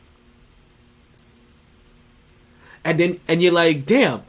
Sometimes you wonder to yourself, how is he not the starter on his college team? Well, then you go out and you watch Maxey. And you realize why. And you realize why. And you go on and you watch Max and you see him put up 27 points and 3 steals. Even though, I'm going to tell you this, Emmanuel Quickly as a starter, I think Knicks fans feel like he could put up 27 and 3. Because he's putting up 15 and 1.5, right, coming off the bench. I think a lot of Knicks fans believe that he could put up 27 and 3. I don't know if he can do it on a consistent basis, but in just the same level of frequency that Maxey has been doing it as a starter, we really believe that Emmanuel Quickly can do that as well. But again, for as well as we think about him, is that just think that Maxey is still the reason why he couldn't get that starting lineup in school. And sometimes when you watch Maxey play, and on a more consistent basis, you realize it. Maxey's a little bit more consistent with his numbers than Emmanuel Quickly. Emmanuel Quickly is considered a microwave for a reason, but that also be because of his current role. He's in a microwave role, so kind of a microwave player, and you want him there. You want him in that microwave 6-man role, right? He's been exceptional for us there, right? And without him, I don't think that the Knicks are as good as they actually. I don't think. I know without Emmanuel Quickly, the Knicks aren't as good as they've been this year. They don't have a winning record. They're not 4 games above 500. They're not better than the Lakers, right? None of that is happening without Emmanuel Quickly. He has been a consistent enough glue off the bench to really help give this team things that they're looking for, or pieces that they're missing when they're having scoring droughts. Now, to kind of help with some of this scoring load, right? Because sometimes you don't get what you may want from the other guys on the bench, right? And we've seen Tom Thibodeau have a short leash where either guys may not get what we as fans may consider respectful playing time, even players consider sometimes more, because fans are a little bit more overreactional, but what we as fans may consider respectful playing time, so you may see a player not get that time, or just even cut from the rotation. And we saw the one trade that the New York Knicks did make revolve around that. And also something that we saw was the New York Knicks get Josh Hart. But in a free agency where there were 43 second round picks traded. What?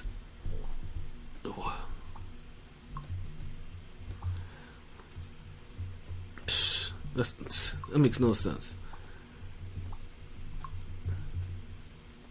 Sorry, I'm over here texting while on the air. Right.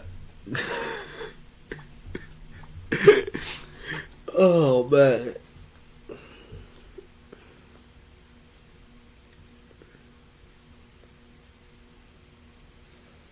So sorry, I was just thinking I was about to tell somebody to come get some bud from me, but like I don't know. Things are a little disarrayed right now. And if she comes during the podcast, I'm not going to stop the podcast to give it to her. Unless... they'll finish that sentence. Actually, unless I stop the podcast to give it to her. And even then, I probably won't stop the podcast. You guys will just hear it in the background. Squeak 'em, squeak, squeak 'em, squeak, squeak, squeak, squeak. Actually, you know what? Speaking of squeak 'em, squeak, squeak 'em, squeak, squeak 'em, squeak, squeak, squeak 'em, squeak. Don't you guys forget about Blue Chew. Blue Chew? What is Blue Chew, you ask? I am glad you asked. Blue Chew just happens to be a little blue pill that can get you back your thrill. All you have to do is open up a pack and head straight to the sack. So just a few chews before you do. It has the same active ingredients as Viagra and Cialis, so this is one opportunity that you just can't miss. For a very low cost, you can beat it up like a boss, and she will love how you come through like a champ when you Blue Chew in advance. And if you use my promo code of GSSS, that's Golf Sierra Sierra Sierra, because that's exactly how that thing is going to flow when you golf in her Sierra Sierra Sierra Sierra. Like, man, that's the desert. I'm thinking about the river. Why am I thinking about Sierra River? Sierra, hey, hold on. Whoa, let's take that back. I just ad-libbed that. And I don't, and now my ad lib may have backfired, but still, she's gonna love how you come through like a champ when you Blue Chew in advance. And if you use my promo code of GSSS, that's the sound she's gonna make, right? You can get your first order of Blue Chew for free. Yeah, I did all that to make sure I told you about that. Yes, folks, for free. You can get your first order of Blue Chew for free. For the free, right? We talking about free 99, the complete 5-finger discount, Kanye's West complete workout plan added, included when you get your first free order as well. That's on her to make sure that she got that you upgraded for the Kanye West workout plan. But normally, when you get your Blue Chew, that she sees how it makes you do your do, the Kanye workout plan comes with it automatically, right? Folks, the only thing you have to pay for is shipping and handling, to be honest. It's like $5. Either $4.99 or $5.99, one of the two. Shipping and handling, that's it. But Blue Chew, it really only has 2 instructions here. You chew it, and then you do it. That's it.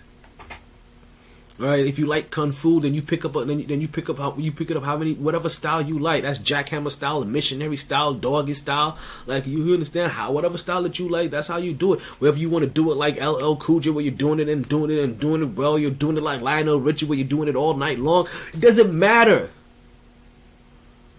You still just chew it and you do it. Blue Chew. It's not what you want. It's not what you need. It's what you want. I mean, if it's necessary, then it's necessary. Maybe you go out, you drink a little bit too much, you get whiskey dick. Natural cure for whiskey dick.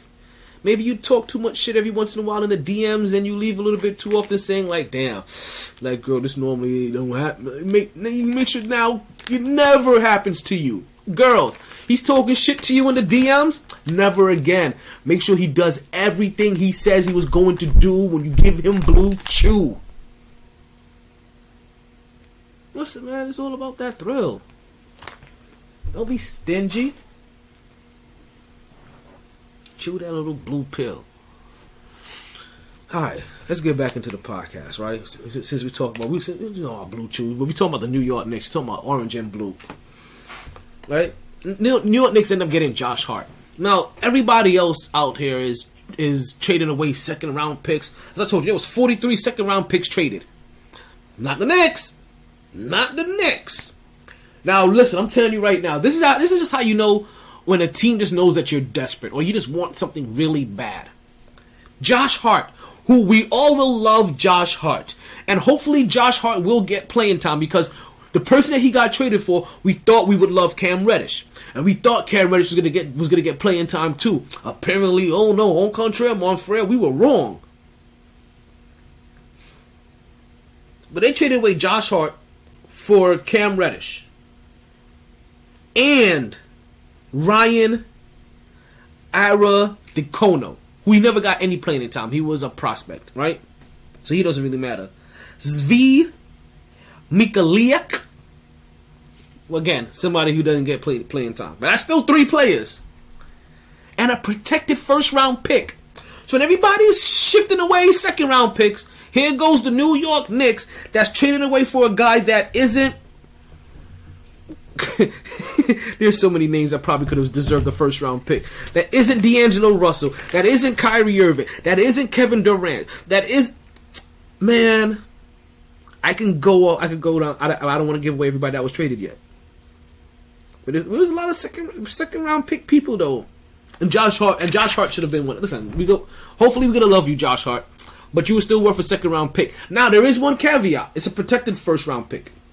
And it's a 2023 protected first round pick. So if they don't use it this year, right? Then it turns into 4 second round picks. And the Knicks keep their first round pick. So if they don't decide that we're gonna take that first round pick off you this year, and they don't use it this year, then they get 4 second round picks. And listen, we see what second round picks just did. Almost everybody got moved for second round picks. I told you, we're talking about 3 second round picks, 5 second round picks, 2 second round picks, 1 second round pick, 4 second round picks. Sorry, 3 second round picks. Whatever number I missed. Second round picks are going out the wazoo.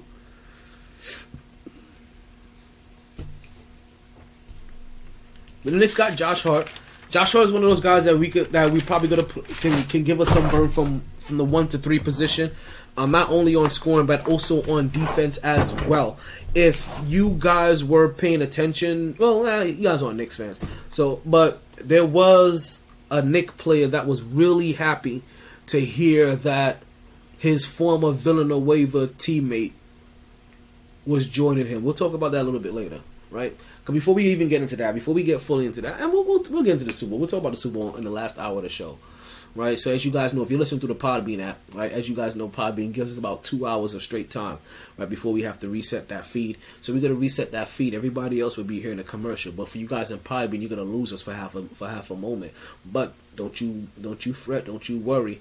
There is a new stream already set up and waiting. So as soon as you lose this one, just go right back to that live section. You'll see the new one popping up, or you'll see me recording. Come back, click into the room, and come back and join the conversation. We'll be back. We'll be back where we left off at. You won't even miss a beat. So, like I said, the NBA has just been hidden. This whole entire time, NFL took a break, and NBA said, you know what? Let's go ahead and kick in the door. And listen, the only thing I'm mad about was that there wasn't some kind of significant game that was really going on, or a significant day of basketball that was going on during that time frame. Right?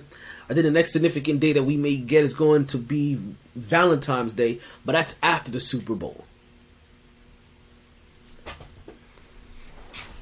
Which I got no plans for Valentine's Day. It sucks. It really doesn't suck. Actually, I don't mind, right? Because oh, sorry. I had a doctor's appointment today, and I just remembered something that they asked me and my response. And unfortunately, I can't give you this response on the air. I know you're saying like, yo, Tay. You can't do that. That's unfair. Life isn't fair. Right? But I can't give you my response on air because this response is so good. This response is so beneficial to the male species that I can only share this in person. And I only can share it with other guys. Because it is so good that if anybody else heard this that was against us, you'll never ever be able to use it again. Just letting you know. So, somebody is moving over there. Who won? She whooped her ass on that bike pellet. She really sweated. Look at it. It's because of them thighs. It's like she got real thighs. Look at them thighs. Whew. Kind of thighs you could smother them. Yo, what was KJ on the other night? Talking about he's not going to eat pussy. Sorry, Island TV. He's not gonna nyam pum pum. Is that better? That's not even better because it's an island network. But he's not going to.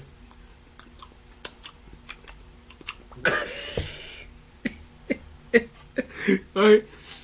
Have Honey Nut Cheerios, right? Until he passes out, right? He won't have legs wrapped around his head while he's eating Honey Nut Cheerios until he passes out. He refuses to. And I was like, "Oh, you tripping?" I was like, "Yo, whatever." Like, lock the legs, like wrap the arm over, pull back on the head, put me in a triangle chokehold if you have to. Like, which I've had somebody actually do. Like, but yeah, put me in a triangle chokehold. Like I'm sure. Like, listen, I'll pass out while deep sea diving for treasure and booty.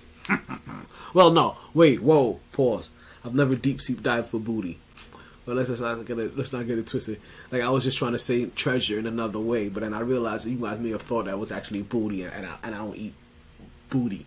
Sorry, ladies, listen, it's not happening here. I am not a booty eater. Minonyambate.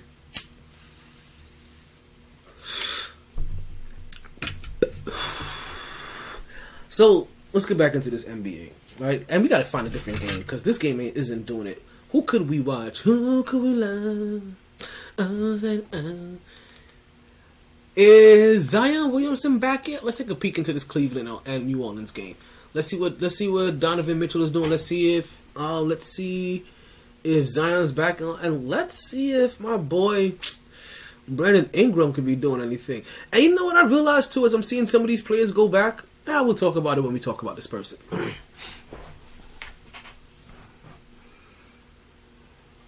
So you said, like, the NBA, they've just been hitting this whole entire time. NBA took off 2 weeks, and NBA just been firing off on all cylinders. And you really have to thank, like, it's a perfect moment kind of thing, right? Because you can't always expect this kind of movement or excitement in free agency. Far too often, free agency passes and it's boring, right? So you can't always expect this. But this year we got it, right?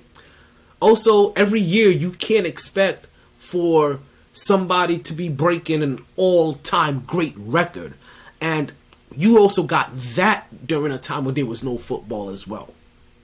So, nope, Zion Williamson right there on the bench, sitting in a tracksuit, iced out. With a lightning bolt on his chest. Oh, I mean, those have been Z's this whole time, and I've been thinking those are lightning. You know what? I think the blonde's already starting to seep in. I'm starting. Just got it. It hasn't even been long enough yet. Yeah, so NBA's been doing a great thing, and as you know, we have NBA. We have the All-Star game coming up pretty soon, later this month in February, and we also have now the official announcement of all. Okay, can I get before? Yeah, you know that one. Yeah. Okay. Right, so now we officially have an announcement of all, and I mean all. What is this? 2, 4, 6 times 4, 24, 25. All 25 participants. I wonder if it's supposed to be 26 and somebody messed up or something happened. It's interesting. Oh, I'm telling you, man. Like, I just like that. I like that. You know, I'm that person. I like the air too much.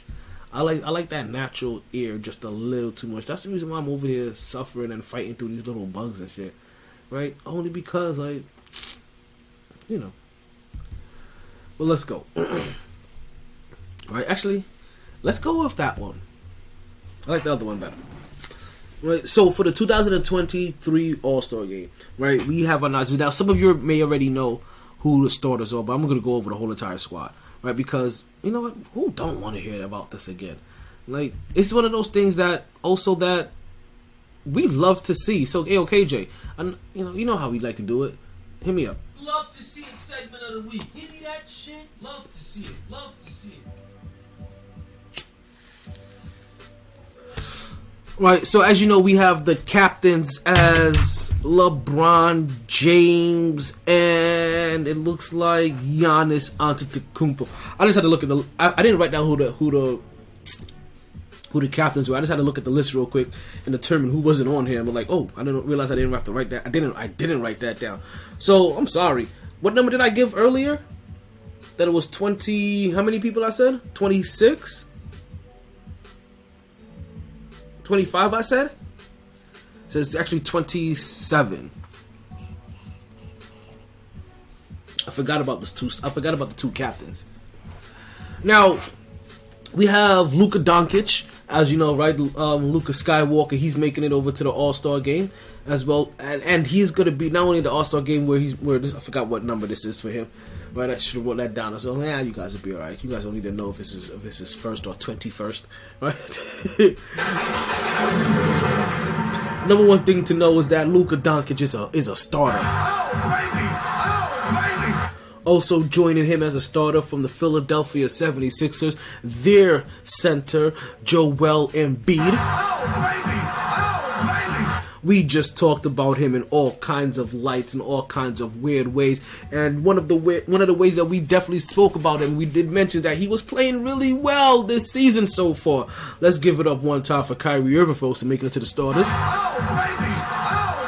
Yeah, my nose itches. Leave me alone. Right, we have Nikola Jokic, right, the Joker, also making it into the starting lineup. We have Larry Markkinen.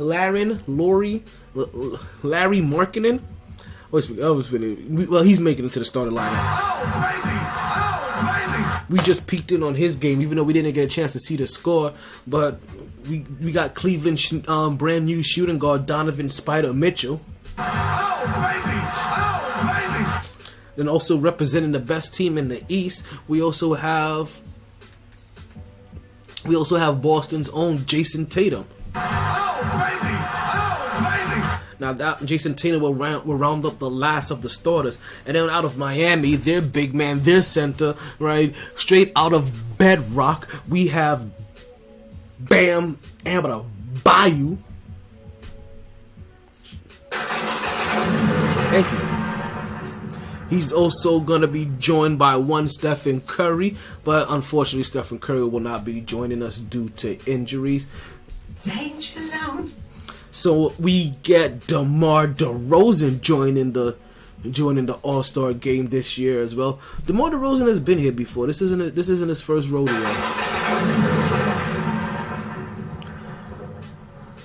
We talked about his homie. Let's talk about him now. We also have Kevin Durant joining the All-Star game. Now, I don't have Kevin Durant listed as injured on here, but the last news I got was that Kevin Durant wasn't going to be playing in this All-Star game due to injury, that he wasn't going to come back until after the All-Star game. So, we'll see if something changes now that he's suddenly in Phoenix, but for even when I heard, no, he's not going to be playing even for Phoenix. Excuse me. That he won't be playing for Phoenix even until after the All-Star game. So, he's probably not going to be in this either. I just didn't have him listed as one of the injured people, right? But let's forget about him. He doesn't matter in this current juncture anymore. The folks out of Minnesota, their small forward / shooting guard, they have Anthony Edwards.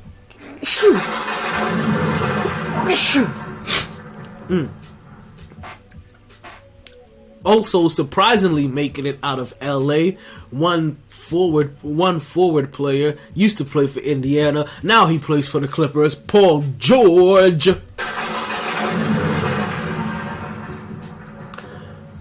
One of the few people that I had to write their entire full name out because I can never get it right. Out of Oklahoma City, Shea Gilgeous-Alexander. I don't know why I went into straight PA announcing mode, but whatever. Folks out of Indiana, formerly out of Sacramento, give all praise and thanks to Wally Zerviak that he made it to the All-Star game. Let's give it up one time to Tyrese Halliburton.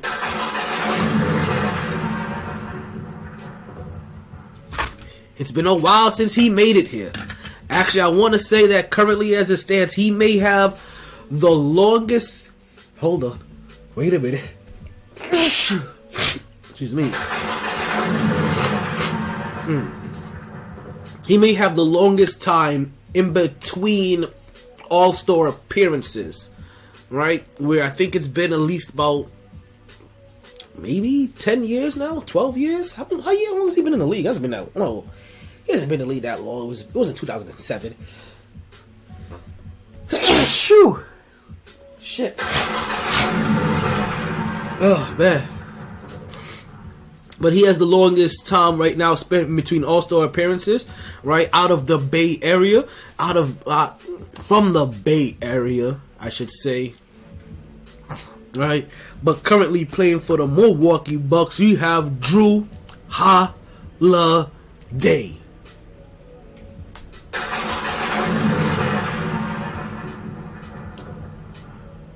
We also have Kid Dynamite, Triple J Jarrett Jackson Jr. out of Minnesota. let's not forget about making sure we make time for Dame Time as he joins us from the Portland Trailblazers. We know who he is. He's their point guard. There's really no intro needed for Dame Dollars, right?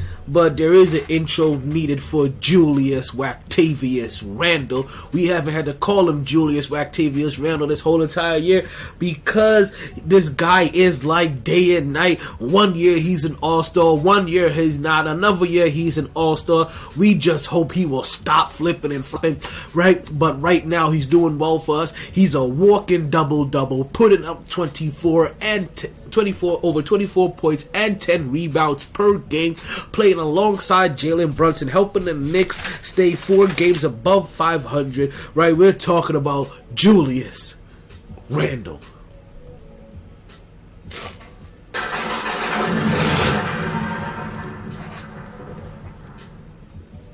We get Domantas Sabonis already as well. Pascal Siakam out of Toronto.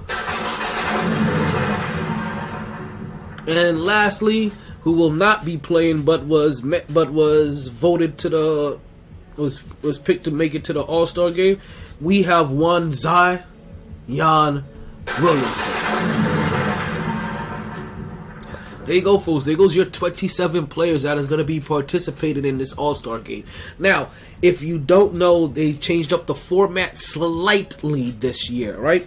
Where in the past, we already know that they have been picking from these pool of players to determine who they want in their squad. The starters always get picked first, and then they do it playground style, and they pick and they go back and forth and they pick between who they want off the bench squad. Well, it's gonna be real playground style this time, as the players will be picked right there on the court. I would like to see the odds on who goes last.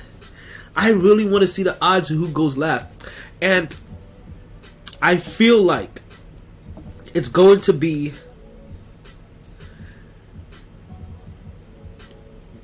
Julius Randle. Like, seriously, because for what Julius Randle does, you can get Jared Jackson Jr. first, or even Domantas Sabonis. Even Pascal Siakam. Julius Randle may be the last player picked. Hey, yo! That's a lot. No, maybe Tyrese Halliburton. Because maybe you just have enough guards that you're not looking for him yet anymore in that position. So Tyrese Halliburton. So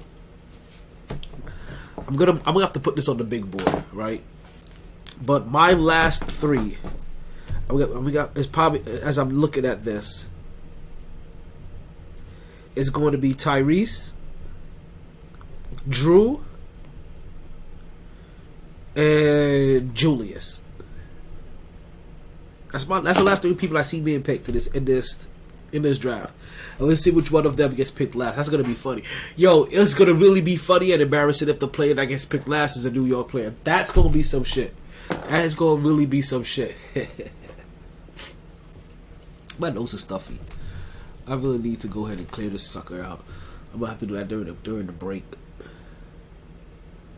Actually, you know, it's just about that time. We hit just about the 2-hour mark in the Podbean feed. So what we're gonna do, Podbean, you guys are gonna lose us for just a little bit, but don't you worry that after you lose us here, there is gonna be a brand new feed that's gonna be popping up for everybody else. That's gonna pop up for you guys so you can rejoin.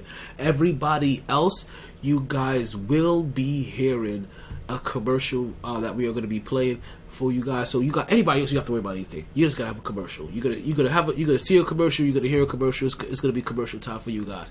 The only people that have to worry about any kind of reconnection, the people specifically that are on the Podbean call-in line, because that call-in line has to be reset at some point in time, and it has to be done at around the 2-hour mark, unless they automatically get dropped, and then all of a sudden they can't hear anything. So We're gonna get them back in here. We'll get you guys here back into the show, and we'll continue the show in just a few minutes. When we come back, we'll get into our NFL picks, and we'll also talk about some more about the crazy moves of this free agency. Because you know what, we're still not done talking about NBA free agency. Don't worry. I'm your boy Talent Omar Taylor. This is still a MyT Sports Podcast. We have a whole lot more in store for you guys when we return. They didn't join this team to win championships or become famous. They joined because there is important work to be done, and only some able to do it. They are brighter, better educated, led, and equipped than any team in history. They are doctors, lawyers, engineers, technologists, and combat troops, all prepared for whatever comes their way. You'll find them where the lights don't flash, and the only contract they sign is with themselves and their country. One day, they may be asked what they did to make a difference in this world, and they can respond, I became a soldier.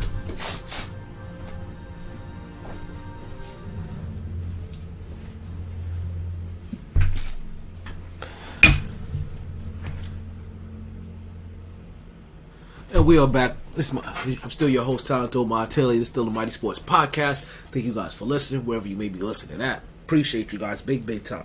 So NBA free agency was still crazy. NBA free agency was crazy. I know you guys have heard this saying, right? I don't know if you ever heard this saying before. They said that you can't go back home, but you know when you hear that, when you're back home, and this is really one of the most incredible things we've probably seen in God knows how many years.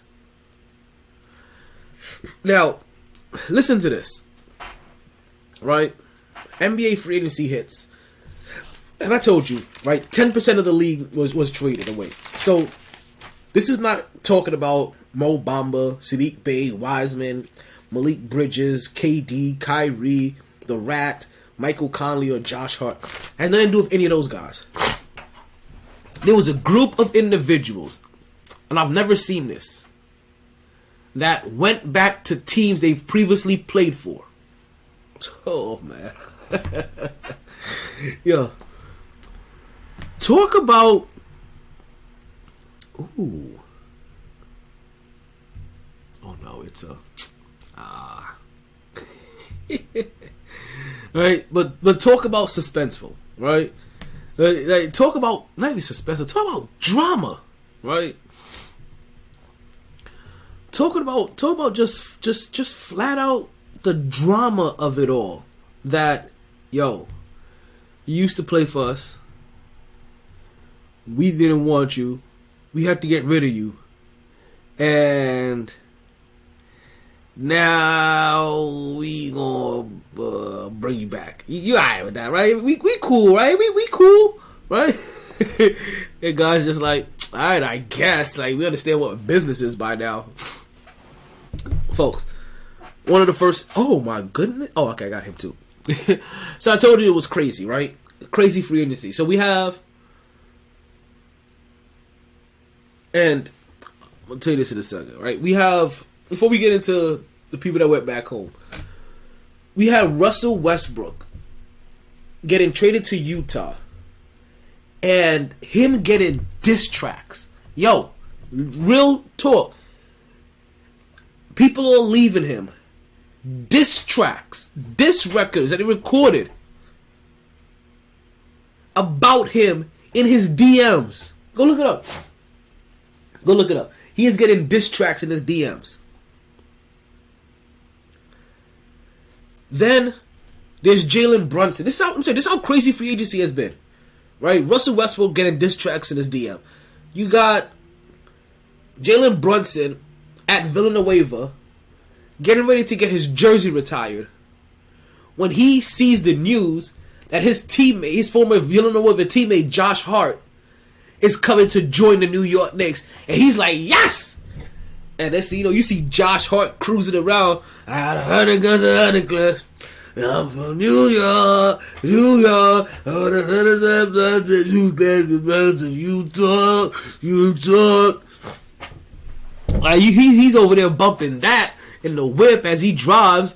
Like, yo, so he's feeling it. He's feeling playing for Thibodeau. He's feeling playing for New York. He's feeling for playing for Jalen Brunson. That gives us another boost off the bench. They weren't playing Cam Reddish. So hopefully they really do like Josh Hart and they played Josh Hart. But I can't remember if Josh Hart ever played for Tom Thibodeau before. That's what I'm actually trying to remember in this equation. And that I can't remember. But apparently we're going to love him. Apparently we're going to love him. And then there's the reunion tour that I've been telling you guys about, right? You can't go, you say you can't go back home, maybe 2 hitters and I'm back home. So we have the NBA reunion tour, where you get Justin Jackson. You're like, what? Justin who? Shut up. Right? You get Justin Jackson. Thank you. He goes to Oklahoma. He goes back to Oklahoma City. Right, where he played for Oklahoma City back in the 2000 and 2021 season. Now, most likely, like they didn't want you then, I don't think they want you now either. Most rumors have it that they're going to end up waiving him. So danger zone, right? Stranger danger zone, right? Then we get D'Angelo Russell. Oh, baby! Oh, baby! Oh, you guys like that one, right?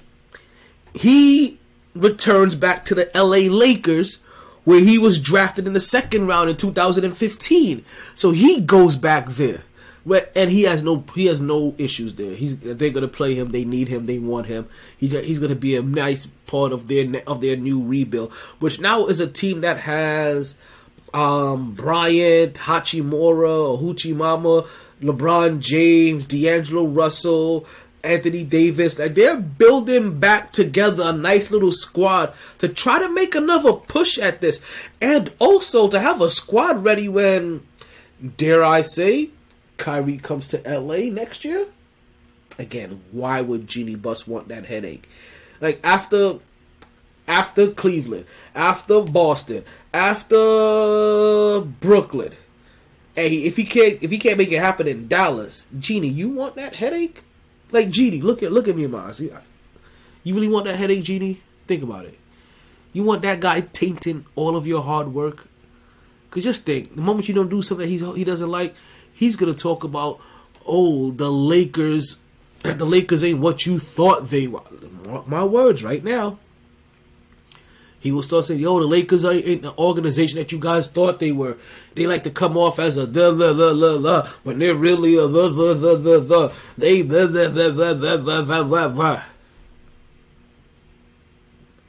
And then if there's any kind of deep, dark Lakers secret that kind of everybody knows, or the Lakers players end up finding out when they come play for that nobody else knows, it's gonna come out. Just saying. Right, so D'Angelo, right? Back to the Lakers, where the Lakers are now filling out their roster. Then we get Bruno Fernando, right? He goes over to Atlanta, right? Where he was drafted in the second round previously, right? Was that the 19th pick? No, 2019. He was drafted in the second round for them in 2019. Shit. We get TJ Warren going back to Phoenix. You guys know TJ Warren, the guy that Jimmy Butler talked about, saying that he can't guard me, he can't score for me. We know Bubble TJ that was balling. Yeah, him, that guy. Right? But so he leaves and he goes back to Phoenix. Then we get Jacob Poeltl, right? He leaves and goes back to Toronto, where he was drafted back in 2016. Now, this was part of when he left in 2016. He didn't leave 2016. He left in 2018, and he was part of that DeMar DeRozan. It was DeMar DeRozan, Jacob Poeltl for Kawhi Leonard. So he was part of that trade. I know people always like to remember DeMar DeRozan, but the other guy involved, it was Jacob.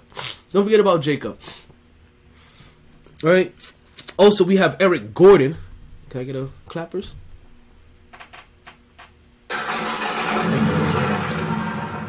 We got Eric Gordon going back to the Clippers, who drafted him with the 7th pick back in 2018.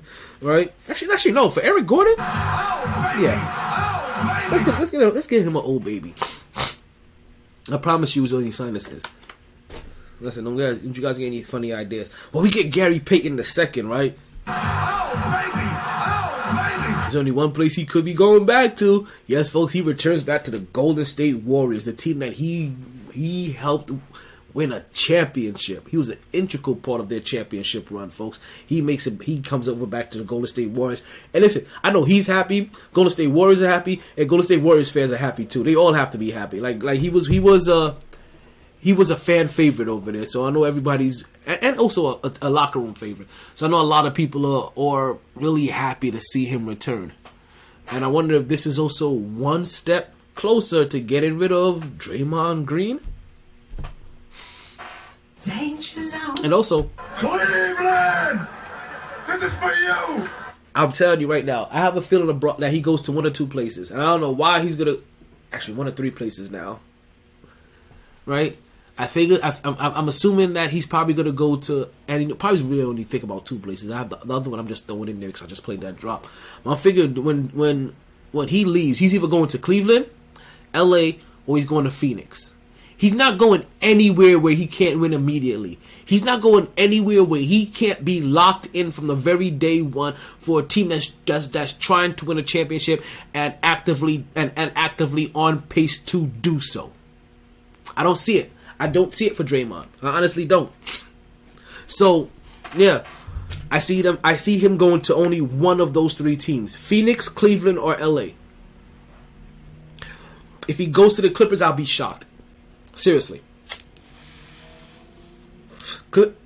Cleveland, Lakers, or Phoenix. Draymond Green's next destination if he leaves Golden State. Sorry, my nose itches really bad. It's really tickling me. Probably need to get in there and start cleaning out some of those nose hairs. That's probably what's tickling me. Right, so Gary Payton Jr. Gary Payton II, he makes his way back over to Golden State Warriors. George Hill makes his way back over. Okay, George Hill gets some love. What kind of love good George Hill gets? I'll allow it. George Hill goes back to Indiana.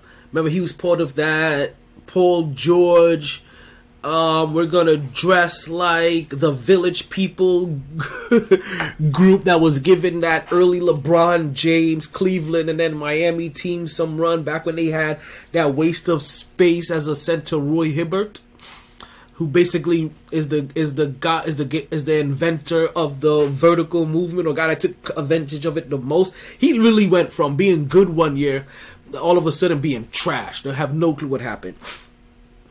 But so I knew that what happened. I know what happened now. As I told you, your ability to affect winning is very short. Not everybody can do it as long as LeBron James, or make it seem like they can do it as long as LeBron James. And then all of a sudden, suddenly, you're not that guy. We get Spencer Dinwiddie, right? He gets a double? Okay. We get Spencer Dinwiddie. He makes his way back over to Brooklyn. Remember, he was part of the DeAndre Jordan trade. Remember, he had made it there before already to Brooklyn. Brooklyn had given him his long extension, and they traded him away when they wanted to bring in DeAndre Jordan. So they bring back Spencer Dinwiddie. Spencer Dinwiddie is a Brooklyn favorite as well. He's a city favorite. They liked him there. He did well there. He also played well when he played along Kyrie Irving there as well, with and without Kyrie Irving, in a similar scenario with a bunch of hard-nosed guys that were kind of like moved around, punched around, shifted around, unless it was going to happen. Listen, as a Knicks fan, this is a good thing because it opens up a space that you can probably move into. But don't be surprised if Brooklyn doesn't fall any further than where we're at and starts being a direct contender with us in that 6th spot. Like, don't get it twisted. They may fall. They're not going to fall. I don't see them falling like to 9th and 10th. They may fall to 7th, maybe 8th. Right? But that's going to be at the end. For a good portion of this, because they're going to have to fall a little bit. For a good portion of this, they're going to be hovering right They're going to be hovering right ahead of us, so anticipate that. All right. And lastly,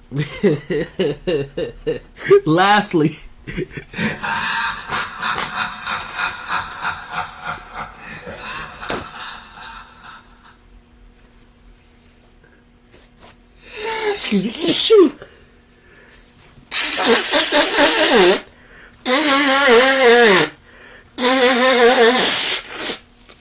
Sorry you guys have to hear that. But it's either I get this cleared up and thank you, IG. It's either I get this cleared up or you keep hearing me or you keep seeing this happen. You guys wonder what it is? It's the weed pollen. It's the pollen and the dust from all the bud. I don't know why it always affects me when I'm doing the pod. Maybe because I'm stuck in this one position. It just hitting me right here. But let's continue. All right. I see you, big mother effing heck? Or is that he? Heck popping up on the podcast. Excuse me. Whew. I'm going through all kinds of man phases right now. So let's continue. The funniest one of them all. How much time we got left in the show? Gotta do a quick time check. Make sure we definitely got time to do the Super Bowl. Oh, we got time. We got plenty of time. The funniest move of them all. The funniest move of them all is John Wall back to Houston. Like that. That one takes the cake. Because John Wall is the one that we alluded to earlier when we said, hey, somebody was talking smack about their team, right? Somebody was talking smack about the team that they went to or left from, and now they have to go back there. That's John Wall. And not only did he talk smack to them, it happened very recently, the smack talk that he talked about them. There are at least, that I know of, at least one player that he talked about still on that team, right? And what he said is currently in rotation on social media. And it wasn't in rotation because he just got traded there. It had been in rotation for these last couple of weeks, ironically. And that's the team that he goes back to. A team that he talked about was trying to lose. A team that he talked about, they lost 20 straight games. And he said, they was trying to lose because they were playing like some bum dudes. Right? That he tried telling them guys, like, yo, what you getting away with here? You guys need to, like, let me hear. He was trying to be their vet. He was trying to show them a way. Like, yeah, what you guys are doing here, you're not gonna, yeah, you may not get away with it in the rest of the league. Like, you won't be in the league for some of the stuff you're doing here. Like, you need to tighten it up. Now, if all of that happened, I'm really gonna assume they're probably gonna buy him out, right? And then we'll see if there's a place or like that there's somewhere for John Wall, right, that he could go to. But yeah, it's not happening. I don't really see him sticking with. With Houston, and like I said, the free agency just brought about just craziness all around. Like, it's crazy to find out that the Utah Jazz have 15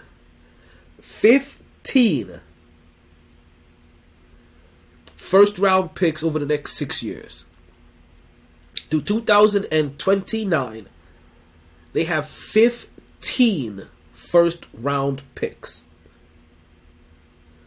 Also, even though this has nothing to do with basketball, it is just something that took away from talking about football. There's a Dallas Star fan that gets punched in the face for saying the N-word. Why is this significant? Obviously, the person that said it was a white person. The person punching him is a white person. This is a hockey arena. Like, you don't say that, sir. This is for my friend Kareem.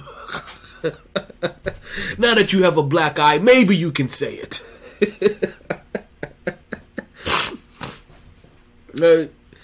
You got Reggie Miller taking shots at Anthony Davis over here. And oh my god, you know it has to be funny for me to talk good about Reggie Miller or to even bring up Reggie Miller by name up on the podcast. You know it has to be good. Reggie Miller's taking shots at AD, and he says that every time that AD winces, every time that AD grimaces, that's 3 weeks. AD may be injured again. and you know what's funny? It makes it even worse. AD may be injured again, because this time is going to be karma, because AD was, when LeBron James was making history, AD was the only person in the whole entire arena damn near not standing up and applauding for him. He was definitely the only person not in the front row. He was definitely the only person not in a Los Angeles Lakers uniform. Actually, he was the only person not in a player's uniform to not be standing up and giving LeBron James a standing ovation. And then he's gonna say, yeah, he was just upset that they were losing a game that they needed to win. So you that upset about a game that you needed to win that you can't celebrate your mentor, the guy that took you under the win, the reason why you have a championship, suddenly you can't stand up to celebrate. Nah, there's something else going on there. And I'm telling you guys right now, you guys need to probably see if you can get 10 second round picks for Anthony Davis. Right? That may be it. Like, you may need to go out and see if you can get 10 second round picks and maybe and 2 first round picks. Oh, maybe it's got to be 10 second round picks for Anthony Davis. That's the only thing I can see. Right? Like, seriously. Like, other than that, yeah, it may be time for him to go. Like, there's something there. Like, he's back. There's some backbiting going on in that scenario. He's gonna try to play it off. He gonna feed us some BS. Like, I was just mad because we were losing. Haven't seen you mad about any other loss like this until now. Suddenly, now you mad, man. Now you big man. Whatever. Miss me with that, yo. You hating.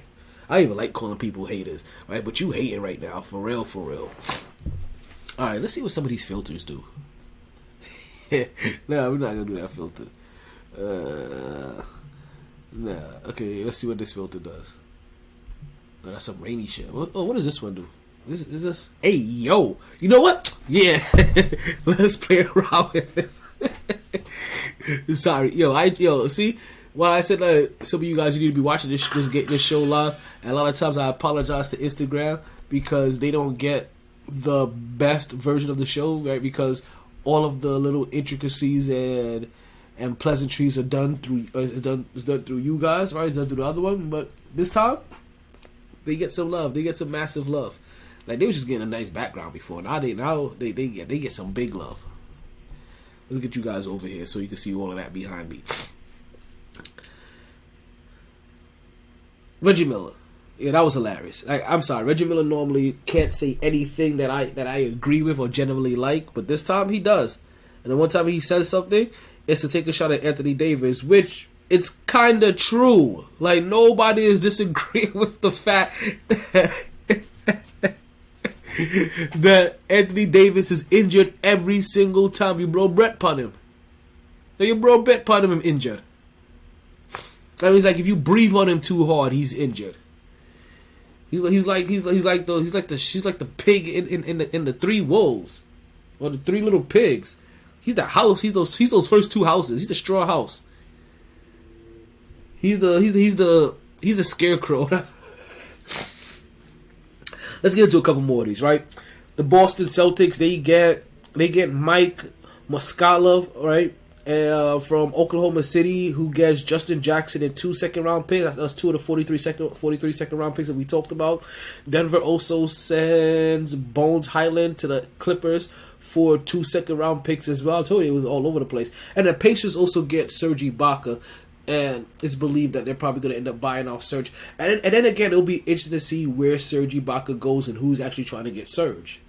Yeah, and to see what kind of market there is for Serge Ibaka, because I kind of believe Serge is washed up, but maybe Serge can play a role in a backup role, and he can't play for the Knicks. Like, that'll just be cluttering up the lineup. Like, we'll like him, but like, he's just really going to be cluttering up the lineup.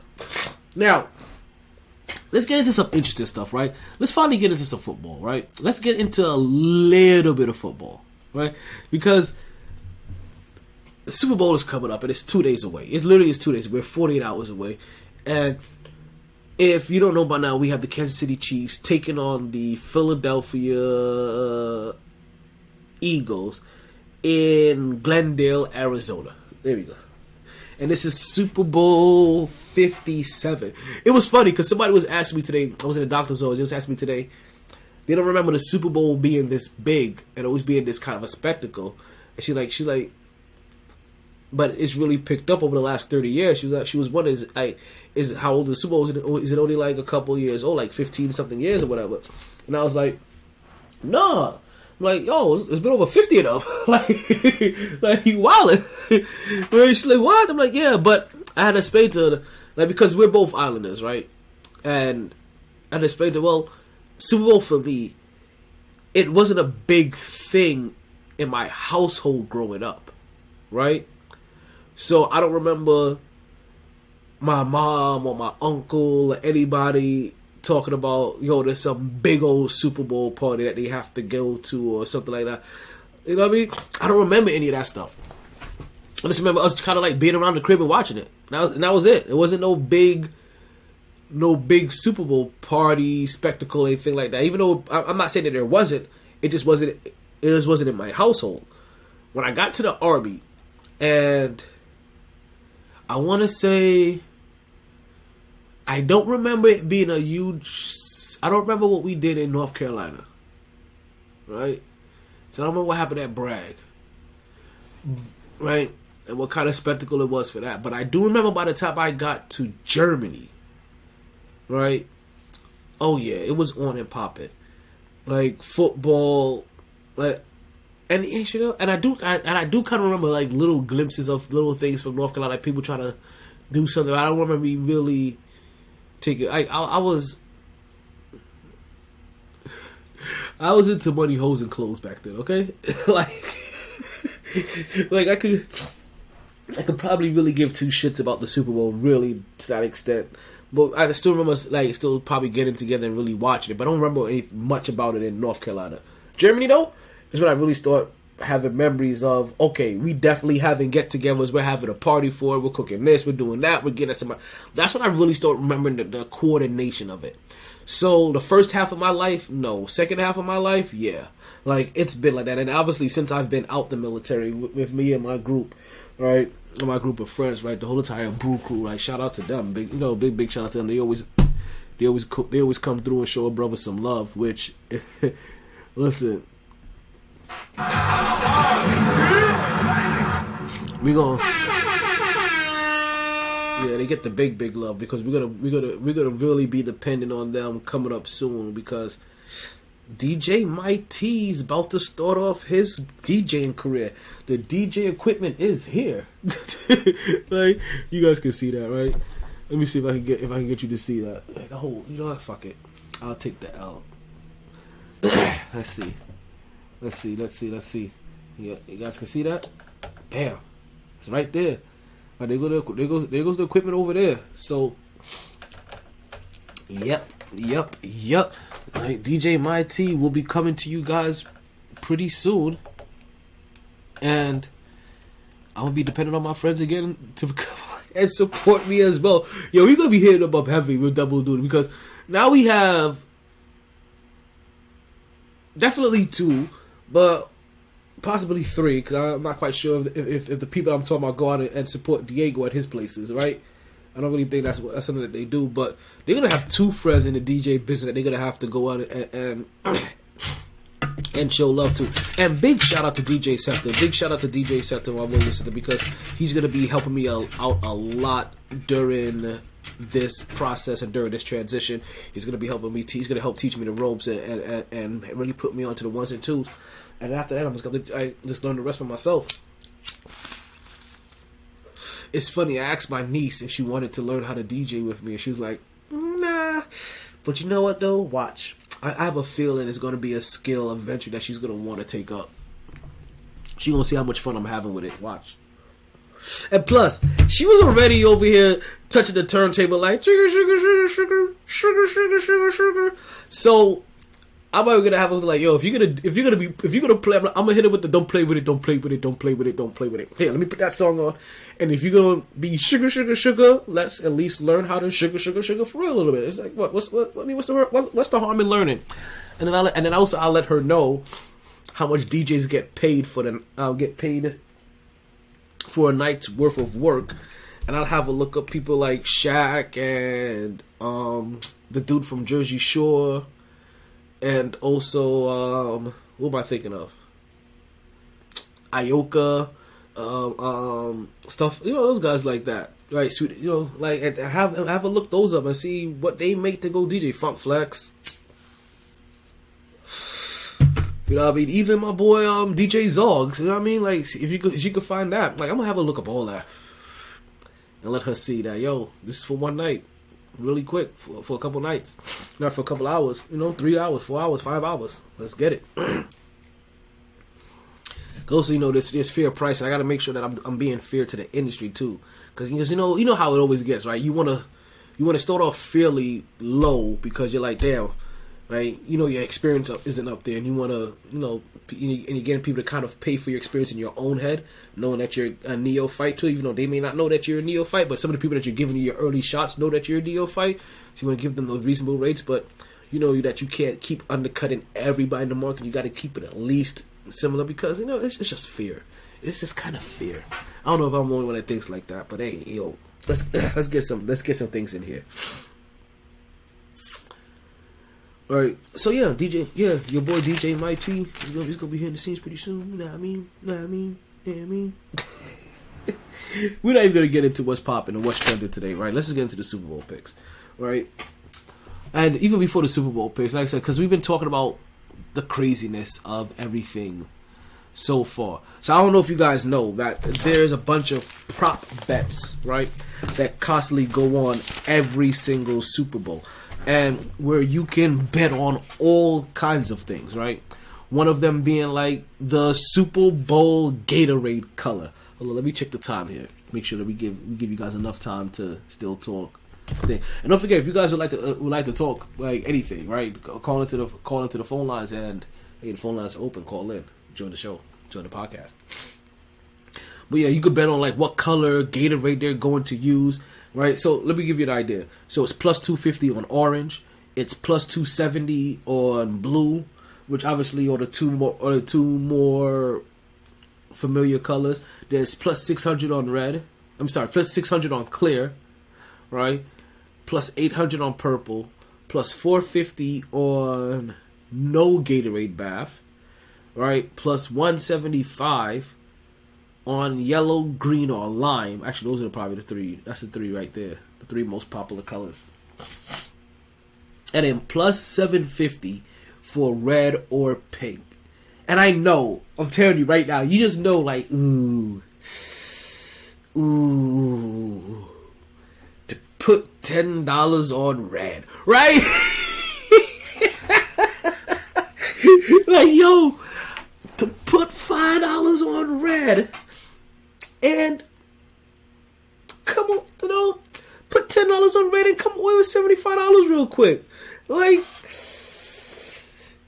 yo, you don't mind? I don't mind. Right? Because what those odds be like, for every 100, like you win 750. So that means you put 10, you win $75 real quick. You win 5. You put 5, you win 37. You win almost $40. Let's call it $35. If you're starting off with a balance of $35, right, or $40, you just doubled your money. So, like, they have little things like that, right? And then let's see, that's the Gatorade props, right? Then they have the Super Bowl halftime show. And they have prop bets on the shoe color, right? And they have plus 200 on her first shoe color, right? So whoa. Super Bowl cleavage. Okay, let me get it. Let's do this. Damn it. Because I'm having way too much fun with this. Let's go ahead and give you my picks, and we'll finish off the show having fun with the prop bets. All right. I I've been leaning towards the Philadelphia Eagles. Let's keep that straight with you. I've been leaning towards the Philadelphia Eagles. And based off of how many people I've seen rooting for the Eagles, it makes me want to pick Kansas City. That's really it. I've been leaning towards the Eagles. And in that lean, right? The fact that everybody has been picking Kansas City, I've been like, you know what? You guys are making me nervous. Let's lean this away. And I think I'm going to give it to Kansas City. Even though I want Jalen Hurts, even though I need Jalen Hurts, I bleed for Jalen Hurts to win this because I don't know if he'll ever make it here again. I want him to win this for so many reasons. I've said this already. If you listen to the podcast, and one of the reasons why I waited to now, because I've said this a million times already. I want Jalen Hurts to win this championship. I don't think that they can make it back to another championship. I don't think he'll ever get another shot at this pie again. So this is crucial for him to win. Plus, it's crucial to win for his playing style. I believe Joe Burrow and Patrick Mahomes will make another Super Bowl again. They did it. They don't need to win this one. Jalen Hurts needs to. That's the reason why I'm picking. But so many people are leaning towards Philly. Right? We did a quick little survey, and honestly, right, we got 70% of the people picking Philly. 70%.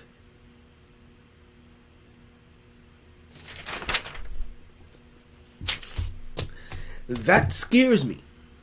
I didn't even look at the odds to see what the odds were. But that scares me. I'm sorry. That makes me a little nervous.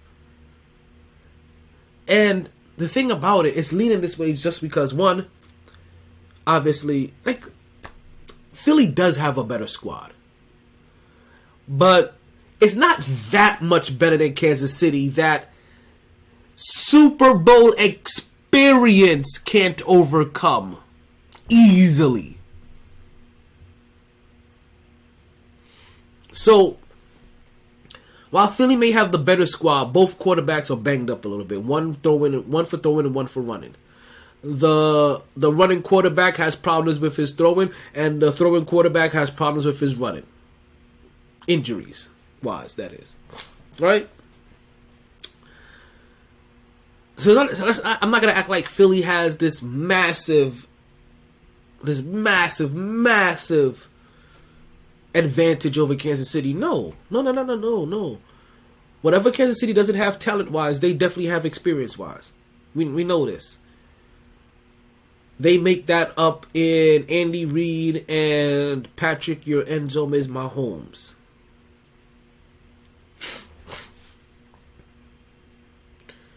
And then there's the Kelsey factor. I'm sorry. I'm sorry. I'm not saying that Philly's gonna run away with this. Don't think that. There's just too many people also like in these numbers that already are getting Patrick Mahomes fatigue, right?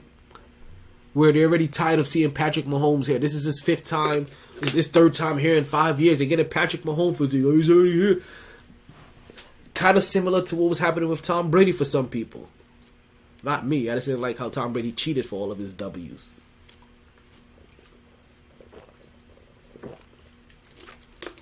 Sorry, he's no longer in the league. He's no longer relevant. I don't even know why I keep bringing him up.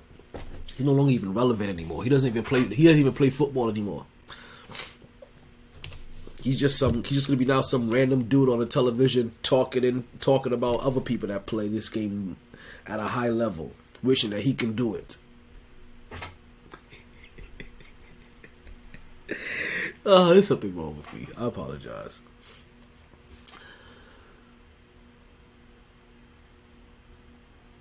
I'm gonna have to pick. If I had to put real money of significance, because I needed to play it safe, and I wasn't worried about losing my house, I'm probably pick Kansas City. If I don't care about losing $10, I'm picking Philly.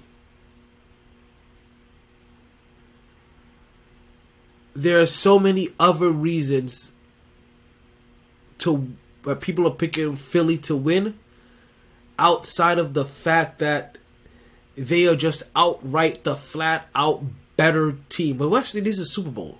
So that's not that cut and dry. What kind of score am I looking at?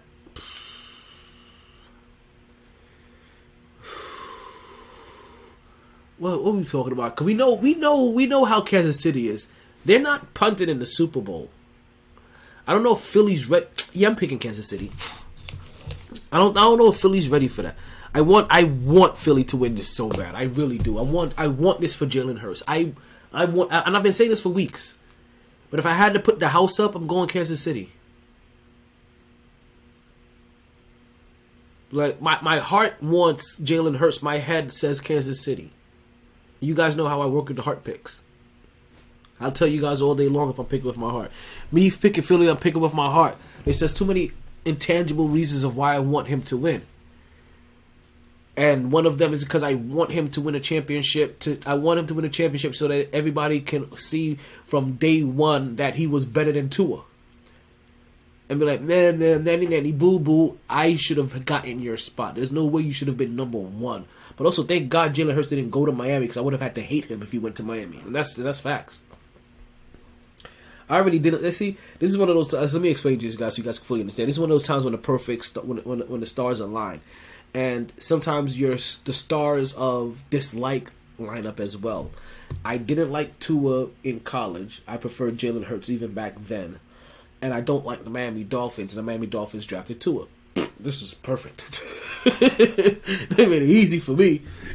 Right, so yeah, so we get to see these. So the first time ever, we get to see two black quarterbacks go ahead and play in the Super Bowl, and it feels good to have to pick between two high elite level quarterbacks and what they do. Like I said, we are seeing the future of quarterbacks. We have seen the future of quarterbacks in this year's playoffs, except for maybe 3 teams. And that's me putting Dak in there as well as Geno Smith to go along with Tom Brady, right? That everybody else, you're talking about, what, 5 years and younger in this league? If that. Is Dak still in the 5 years? Is Dak 5 years? Right? You talk about like 5 years or younger, if anything, in this league. But also,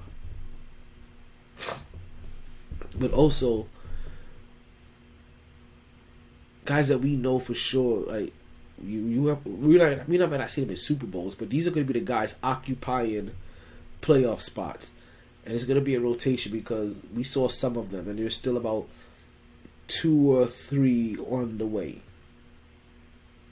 The AFC is going to be ridiculous. It's loaded. We're talking about fully loaded. Like, oh my God, I think that's what I'm gonna go to do. I don't think I'm gonna get there in time. I said I was gonna go to Taco Bell, but I could go to Sharky's and get myself some loaded fucking potatoes. I just want to eat something beefy, cheesy, and greasy right now. Oh, I wonder what Snooze is doing. Stop. Oh man, how you not get Bud though?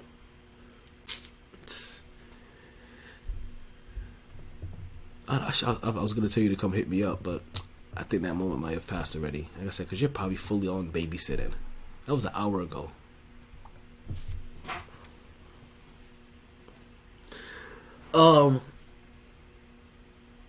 Yeah, I'm going Kansas City. I'm nervous. That's my head. My heart goes with Jalen Hurts and Philly. Like, put it this way. I'm going to be watching this rooting for Philly because that's who I want to win. Who I think is going to win is Kansas City. Excuse me. It'll get no ever different. It'll get no. I don't know if that's a better way to explain, because while Kansas City is lighting it up, I won't be like, oh yeah, first down. Blah, blah, blah. I'm not gonna be rooting for anything that they do. I'm just gonna be watching. Okay, that's what you do here. When I see a big play from Philly, I'm gonna be getting excited. I said maybe it's the Jet thing. Maybe I see a little bit green and white. You know, maybe I see a little bit of Jet in them when I see them. You know what I mean? But yeah, I'm. Actually, also, can I tell you this? Can I share something with you guys for a minute? Can we be honest with each other? I'm also happy that that individual that I spoke about earlier is not in the Super Bowl because in a long time I haven't been able to fully enjoy the Super Bowl and enjoy both teams that are participating. This is one of those times where I can watch both teams and really just fully enjoy everything they do on their field. Right? Before, there's been Super Bowls where I did not enjoy them.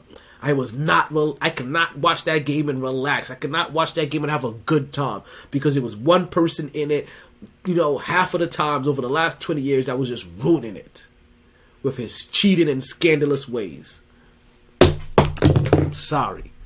It just kind of pisses me off. I am not a fan of cheaters. And as you can see, right, or you guys may have heard or may not have heard, right, I'm also not a very big fan of one Thomas Earl Brady. I'm from New York, and you know what? Tom Brady's a fucking bitch. And I don't know if his middle name is Earl. That actually sounds like too cool of a middle name. Let's just give him like Ernest. His name is Ernest.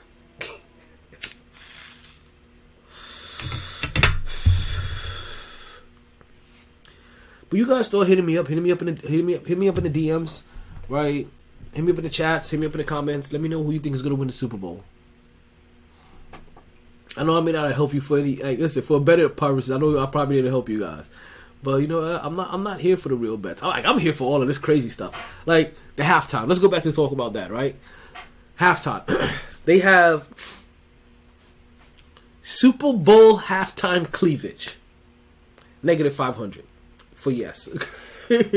And plus 270 for no. Like, yeah, you know Rihanna going. Listen, Rihanna's cutting halftime commercials in cleavage. Like, you think she gonna come out here and have a near Janet Jackson moment? She is this generation's Janet Jackson. You guys are bugging if you don't think there's gonna be cleavage. It's just that, and Vegas knows it. That's why that sucks at -500. I mean, that you gotta bet $500 to win one? Is that what it is? Nah. He tripping on that one right there. Right, then other stuff. What is going to be her first shoe color? Plus 200 on black, plus 400 on silver, plus 300 on red, plus 400 on white, plus 450 on pink, plus 450 on gold, plus 500 on blue, plus 700 on purple, plus 800 on green, plus 1200 on the elusive orange. See, even that, I'll like, I'll put that $1. I'll get like, hey yo, like I still only give you like 12, but still, right? And then accessories. Yes, that she wears a necklace, -400. Yes, that she doesn't wear her necklace, plus 250. Then there's also halftime appearances. Are we gonna see a halftime appearance by Jay-Z on stage? Yes. On -700, right? And no is plus 130. Then there's also Super Bowl halftime appearance by Drake. Yes is a -100, and no is a -140. Okay, I guess there's not a big thing that he may make it there. Let's see what else we have there. Accessories. Rihanna wears sunglasses. No, -190. Plus, yes is plus 140. On sunglasses?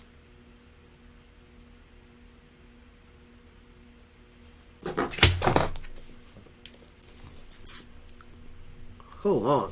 What do I have here? What am I writing down here? Damn it, I need this.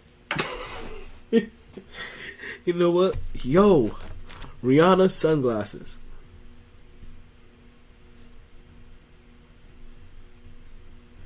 This is like the second one I saw where I'm like, oh yeah, this is definitely going to happen. But it's plus 140, and no is a -190. Damn. I feel like she's definitely going to wear sunglasses at some point in time.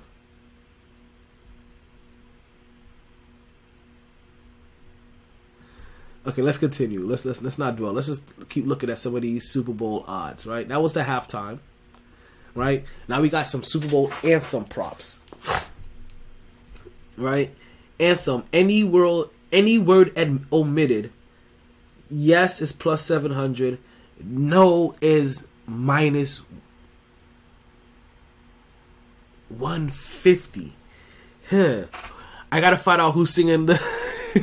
I gotta find out who's singing the national anthem, and let's see how that one goes.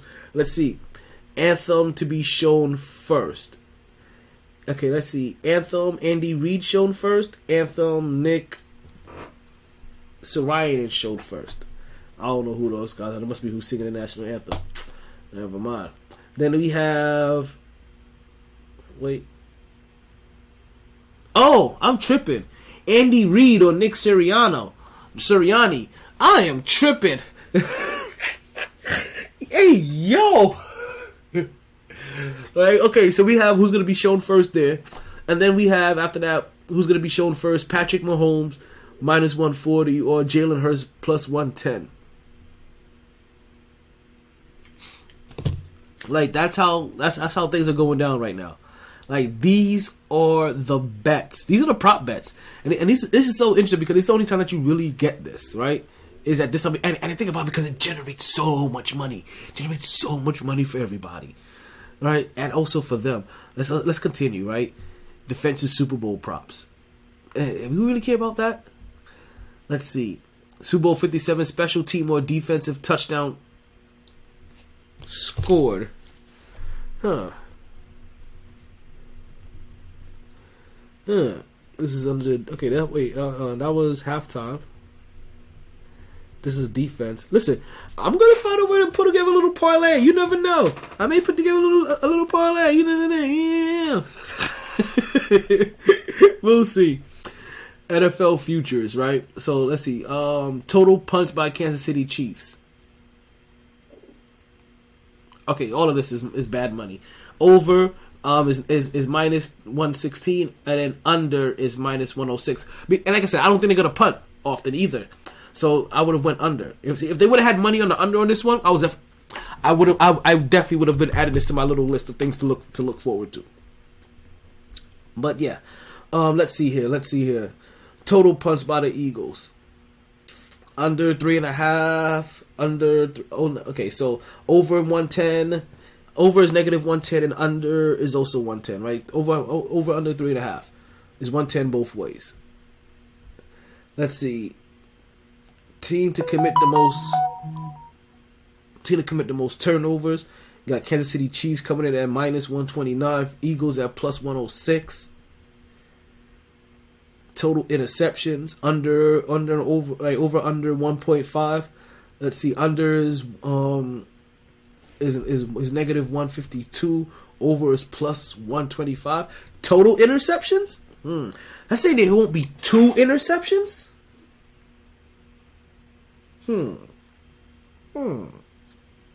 That's interesting. That one's interesting. It's also kind of low though. That one's interesting though. Right, and then also let's see. We have other stuff. So I'm not gonna read off all the odds, but I'm gonna give you some of the other stuff that you can bet on. Like, will opening kickoff to be a touchback? Right, there's no money on the yes. Will Kansas City Chiefs kickoff to be a touchback? Right, again, no real money on the yes. Plus 136 on the no. Will first Philadelphia Eagles kickoff be a touchback? This is all touchback stuff. Total sacks, right, by each team, 2.5. Total sacks by Kansas City, 2.5. Right, is the over under. Sacks by Philly is over under is 2.5 as well. Which team they have who is going to record the most sacks? Looks like they have Kansas City at plus 103 and Eagles at negative 131. Telling you, this is interesting. These are all the prop bets. These are just prop bets. All the little crazy stuff that you can go ahead and you can bet on for the game. Let's see here. Let's see some. What we did. We did field goals. We did touch. What's the section are we in? This is the defensive prop bets. That was just defensive prop bets. Let's see. Field goal Super Bowl props. Team field goal Kansas City Chiefs over under 1.5. Same thing for Philly. First quarter field goal on or after the time is. Let's see who's here. Who do we have here? Always a good time at Sharkies. It is always a good time at Sharkies. What if, is that? Ooh, somebody from Sharkies listening right now? I want to know how Sharkies going. Cause I need some food. I want to order some food. Put in a food order for me. I'll be there to pick it up. If y'all see Anna or Nandi or Toya there, let them know that T's ordering some food. They put in a food order for T. That way they know it's definitely for me, the podcast dude. And then, you know what I mean? That shit will stick. I just want some potato wedges. Not potato wedges. So, some loaded potatoes. Yeah. The bacon, the cheese, the sour cream, all that shit. I want one of those. And some tater tots. I got tater tots here. Okay, this the potatoes. Somebody does that for me and let me know they're doing that for me, I'll be popping up at Sharky's tonight. Let's finish. Let's probably finish up before the podcast is over. I ain't get a 10-minute warning yet. Let's go. Let's look at a couple more of these prop bets, right? Cause I already know people. I know people that are already looking at these prop bets and starting to put their bets in. Let's see if we can find some of an interesting one. We have touchdowns for the Super Bowl. So let's see. Team touchdowns for Kansas City. Over unders 2.5. That's the same thing for Philly. The special teams or defense score touchdown. It's plus 255 on yes. I think this is gonna be one of those times defense scores a touchdown.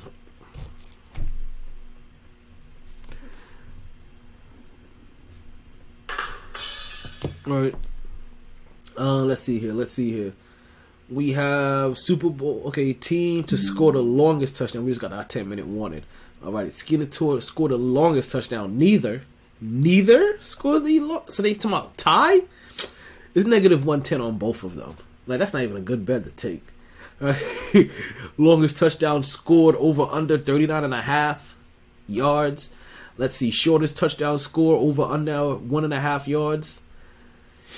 Excuse me. First touchdown on or after the 9-minute mark has elapsed. Oh. Will the first touchdown be scored on a... Okay.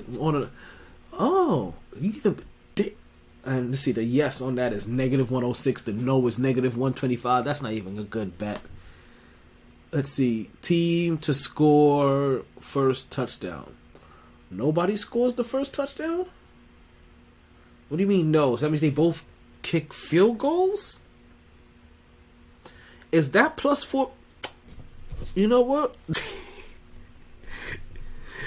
Oh man.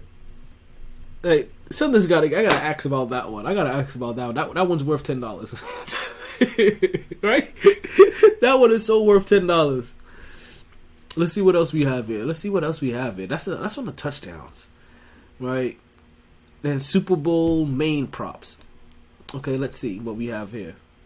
Team to have the first coach's challenge.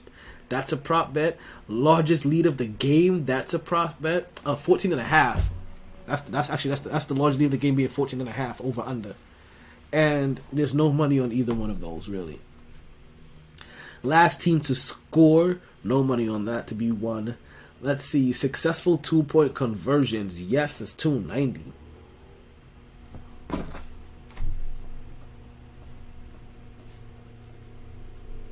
Listen, I'm gonna see if they let you put together your own parlay. All right, I got some choice parlays. I'm gonna take a look into.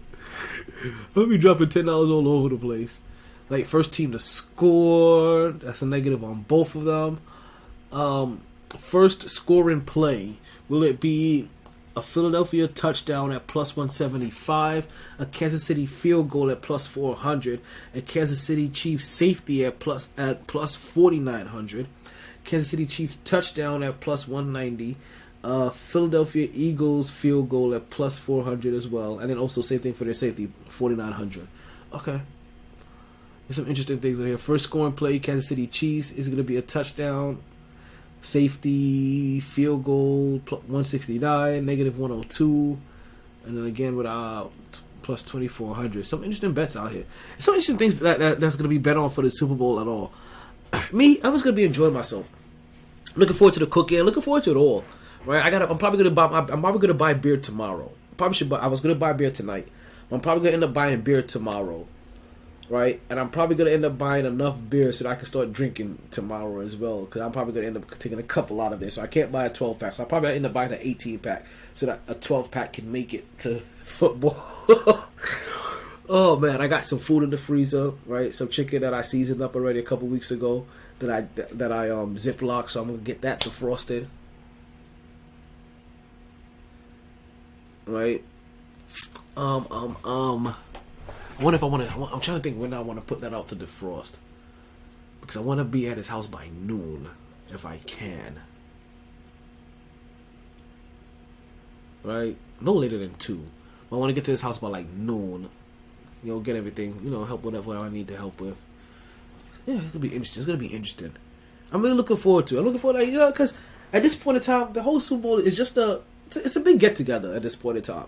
Right, it's gotten to a point where even if you don't care about the football, it is a little miniature house party or just a time to get together. It's like its own little mini holiday. It's Thanksgiving, Christmas, Super Bowl, right? And then after Super Bowl, what's next after this? Like what? 4th of July? The next time you're probably gonna have a function where the whole family get together. Like so. Like, that's what kind of Super Bowl kind of represents. But this one isn't necessarily for all of family. This one could be friends and family, or just friends and stuff like that. It has so many different dynamics. You could do this with people from work. You could put like all kinds of stuff. Oh, let's see, Super Bowl party. Super Bowl party? Wait, what? Super Bowl party, be active. Oh, okay. This isn't a prop bet. I got out the prop bet section. I don't know how the hell. Nah, that was supposed to be a. Wait, no. Okay, wait, I missed it. Okay. MVP Super Bowl props. Let's take a look at that. We got like 5 minutes left in the show. Patrick Mahomes plus 121. Jalen Hurts plus 124. Travis Kelce plus 1350. AJ Brown plus 1675. Let's see. Miles Sanders 2400. Devontae Smith 2900. These are all plus. Hasten Reddick 3,000, Chris Jones 4,200, Isaiah Pacheco 4,500, Dallas Goedert, okay, 5,600, and then by now, there's still some names that could be recognized. Jerick McKinnon 6,800, Frank Clark 6,800, Juju Smith-Schuster 7,000, right? Marquise Scandon Valdez 7,500, Brandon Graham 8,500, Kadarius Toney and Kenneth Gainwell, Nick Bolton 9,000 each. Chad Henne and TJ Edwards, along with Quez Watkins, 13,000, all pluses, right? Darius Slay and Gardner Minshew. Oh, damn, yeah. If Gardner Minshew is winning an MVP, something has gone extremely wrong. Right? Jarius Sneed. But both of these quarterbacks being injured, you never know. Right? So where were we at? Jarius Sneed. Wait, no, I already passed them. Justin Reed and Josh Sweat, along with George Kalifatis. Right? We got Sky Moore along with them. They all coming at 16,000. Gosh. Right? Then, hey, how many more people we got? Okay, we're gonna stop there. Sorry. Let's go to position of the MVP. Got quarterback at no money at negative 649. When we got wide receiver at plus 660, tight end at plus 910. You guys want to hear the rest of those for real? Okay. Got linebacker at plus 2,900, defensive lineman plus 2,400, quarterback plus 6,400, safety 8,000, offensive lineman 10,000, kicker, punter, long snapper 15,000. Let's get you guys the rest of those in. Apparently you guys want to hear them, right? All right, where do we leave off at? Right, Boston Scott at 18,000, right? Fletcher Cox at 19,000, right? McCole Hardman at 19,000, along with Willie Gay Jr., along with James Bradbury. They all at 19,000. Adamakin Sue and Harrison Butker. You know, I can make this bigger. I'm tripping. Yeah, that's so much better. Right? and Harrison Booker at 22,000. We got Jake Elliott, Justin Watson, Trent McDuffie, Kaiser White, Zach Pascal, Reed Blankenship, all coming in at 24,000, and the biggest odds among all as Mike Dana coming in at 26,000, folks. And that is all of your Super Bowl MVP odds by personnel and by position. I think we only have a few minutes left here in the podcast. I want to thank you guys for listening to the show. Don't forget, we'll be back on the air on Monday to talk about the actual Super Bowl, and we'll see if there's any lingering moves that didn't get in on time in the NBA that we're still waiting to happen.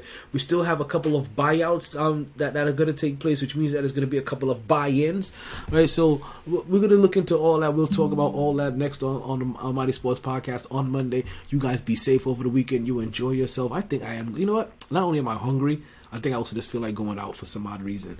All right, folks. Y'all guys take it easy. You continue to stay MyT. You stay lucky. You less stress and stay all blessed. Play my outro music.